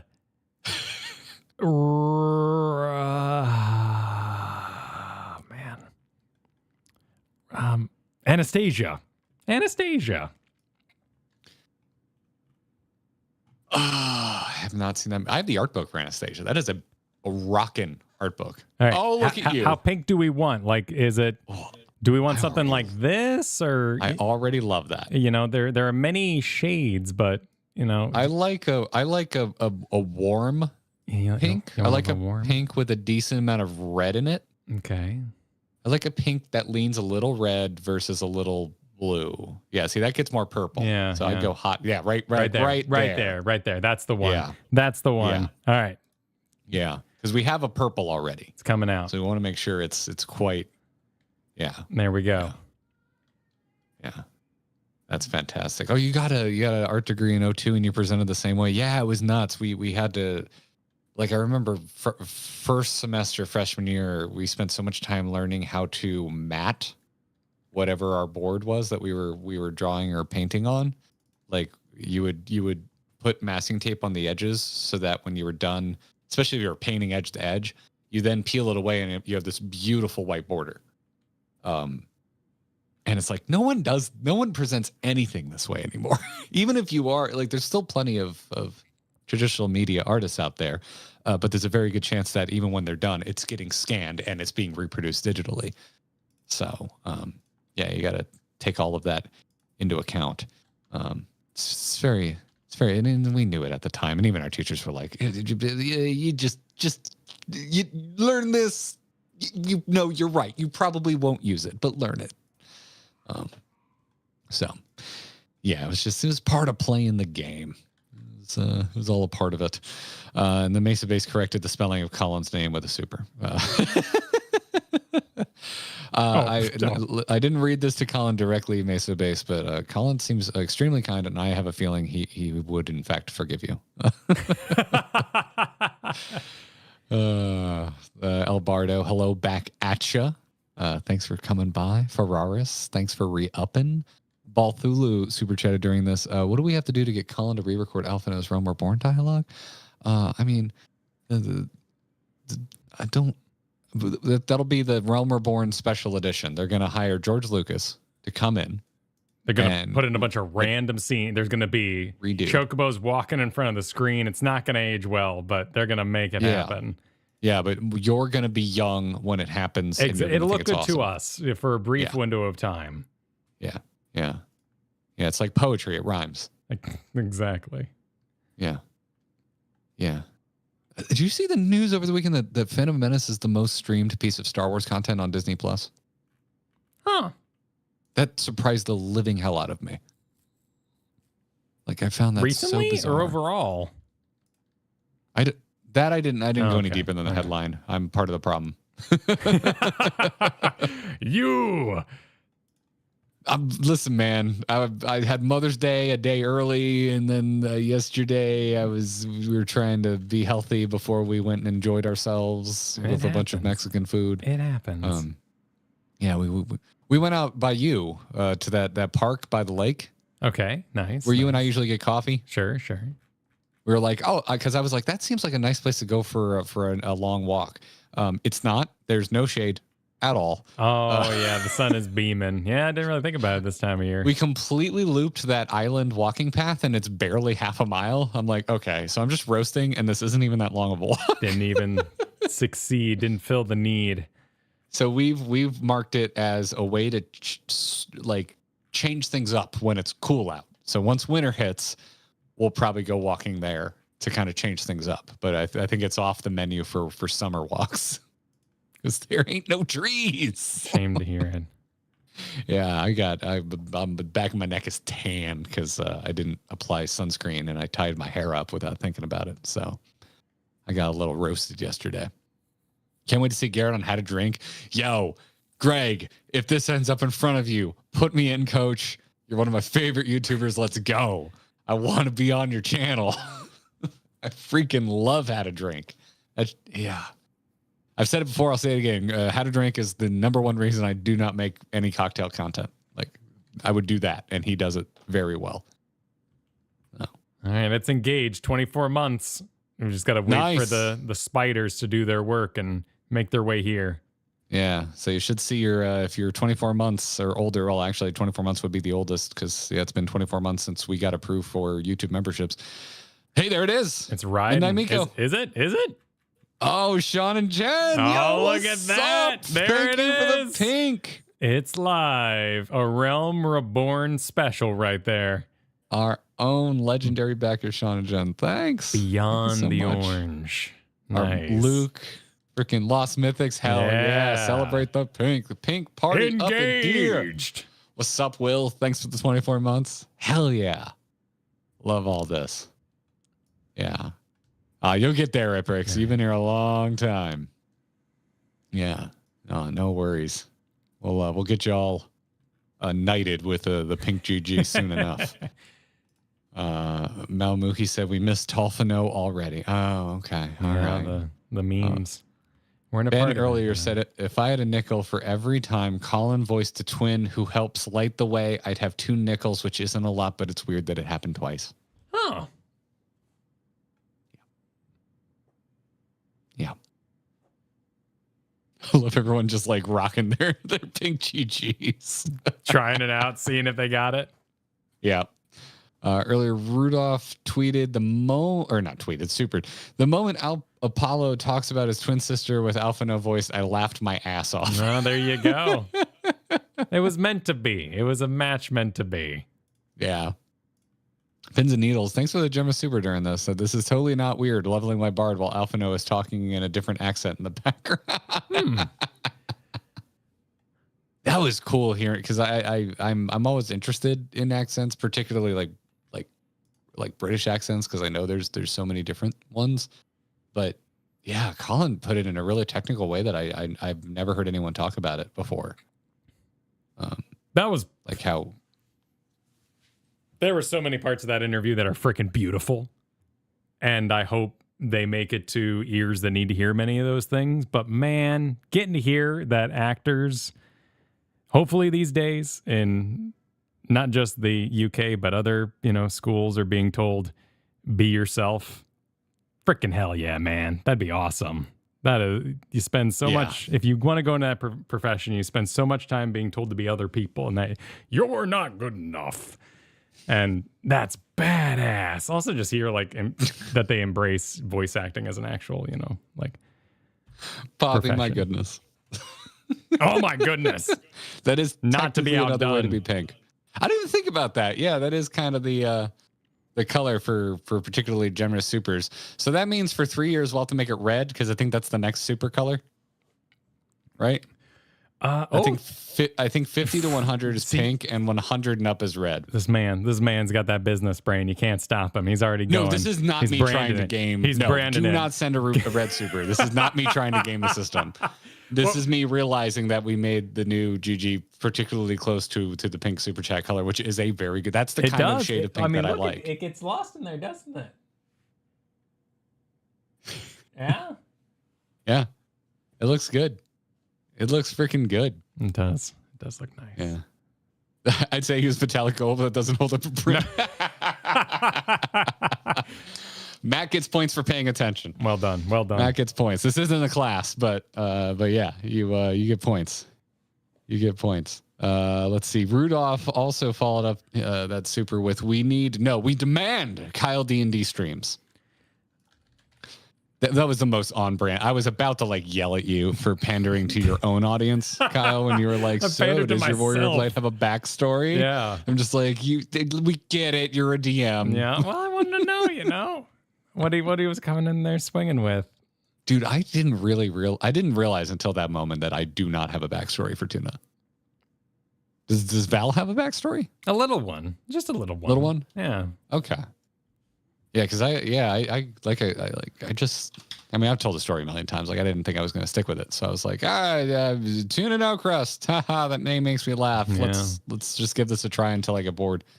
And then I got invested. I'm hoping they're good on their date because I have it pre-ordered. The tabletop. Oh, the 14 tabletop. Yeah, the 14 tabletop, but there's no word on it yet.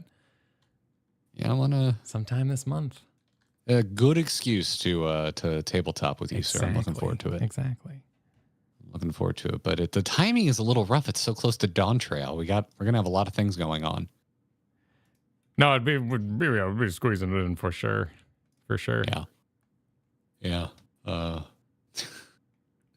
And it's Silent Mike with the 2 years. The Final Family excited for the new color.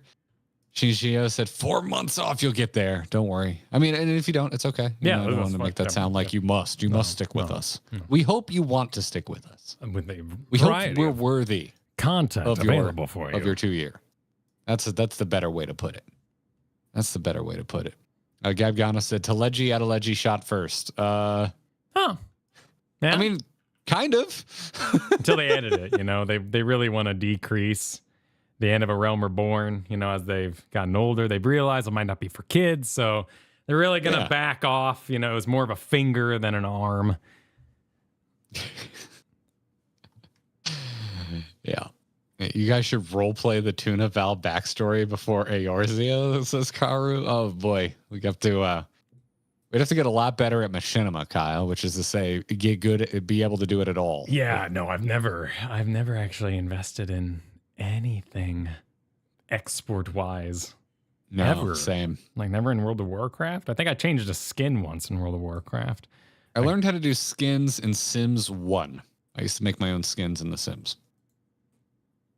Because you could just I think they were bitmap files. You could access the art files and you could add new ones. Because I hated the way that Tauren cat form looked. Could not stand it. Yeah, I think Night Elves win the Druid form competition. The cow horns, they don't blend. No, with the tusks do look pretty cool on most of the forms for trolls. Yeah, trolls look great. Yeah. Well, they're saber-toothed cats. Makes sense. Yeah. Yeah. No, you're right. You're right. Own a deer catching 15 months of gifted memberships. Yeah, we got a generous community. We really appreciate the support, everybody.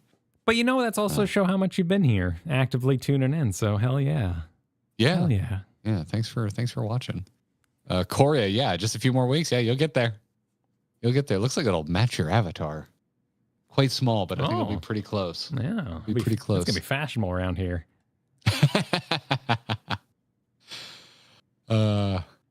Hey, we thank you for the 7 months, Ichigo. Absolutely. Purple is my favorite color. What is your favorite color? Purple. Oh, purple. Oh, I knew that. Yeah. I never wear it. I should wear purple sometimes. You don't. I feel like you have one purple shirt that you wear every once in a while. Yeah, I should wear more purple. I saw. I was on my favorite reselling app for where I get my Jordans and where I got the Jordans that I gifted you for your Val cosplay. And there's a rockin' purple pair for sale right now. It's actually a little under MSRP, so they must have made a ton of them because there's no upcharge on them. In case anyone's curious about the economy on secondary market Air Jordans. Danielle has the right. It's hard to find a good purple, right? Like that's a good purple right there, but you always find just kind of lackluster purples out in the wild. Same with red, you know. I tend to like warm, saturated colors. Although you get to like an aqua, like a turquoise, which is probably my favorite. I do like it a little on the greener side. So, well, for your oranges, your pinks, I like it to lean warm. Orange as well. I don't like a really yellow orange. I like a really warm orange. Just like gives you a canker sore just looking at it.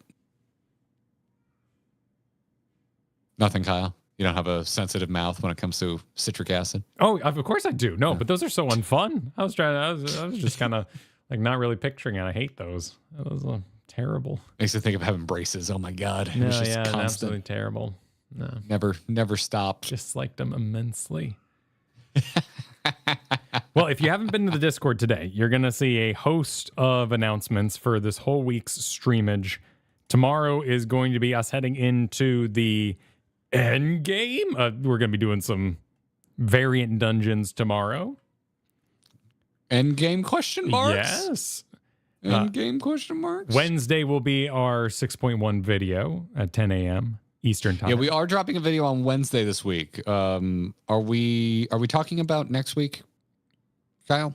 Are we teasing next week? No, we haven't. There have been no announcements made about next week. So no scheduling for next week's things have been released yet. All right. Next week is weird. You'll find out why soon enough. Next week is odd. So we're having to move things around. So yeah, video is dropping Wednesday this week. Thursday we're back to MSQ. And because MSQ went so late, I'm going to give them the Monday news, Kyle. How's that sound? Yes, absolutely. Absolutely. Right. That's important.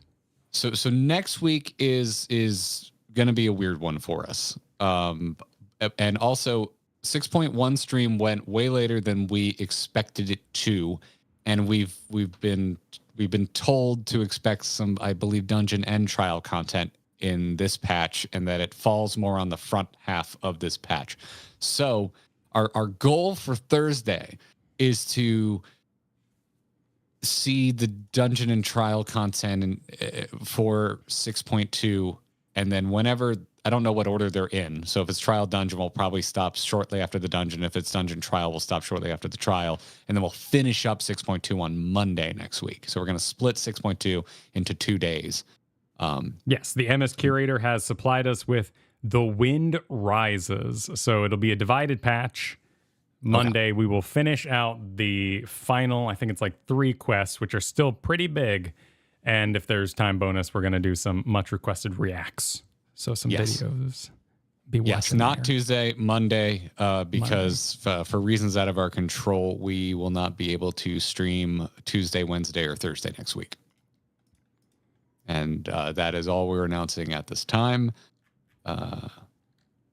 Yeah. Look forward to it. Look forward to it. We'll see you tomorrow. We'll see you Wednesday in video form. We'll see you Thursday for MSQ, and we'll see you Monday for MSQ. Yeah. Sound good? Yeah. Sound good? Yeah. Sound good? We all excited for this? All right. Yeah. Yeah. No, it's all good, Ichigo. It's for good reasons. It's also busy is all. Bye, everybody. Yeah, everything's okay. Everything's more than okay. It's pretty rad, actually. So, yeah. We'll see you then. We'll say more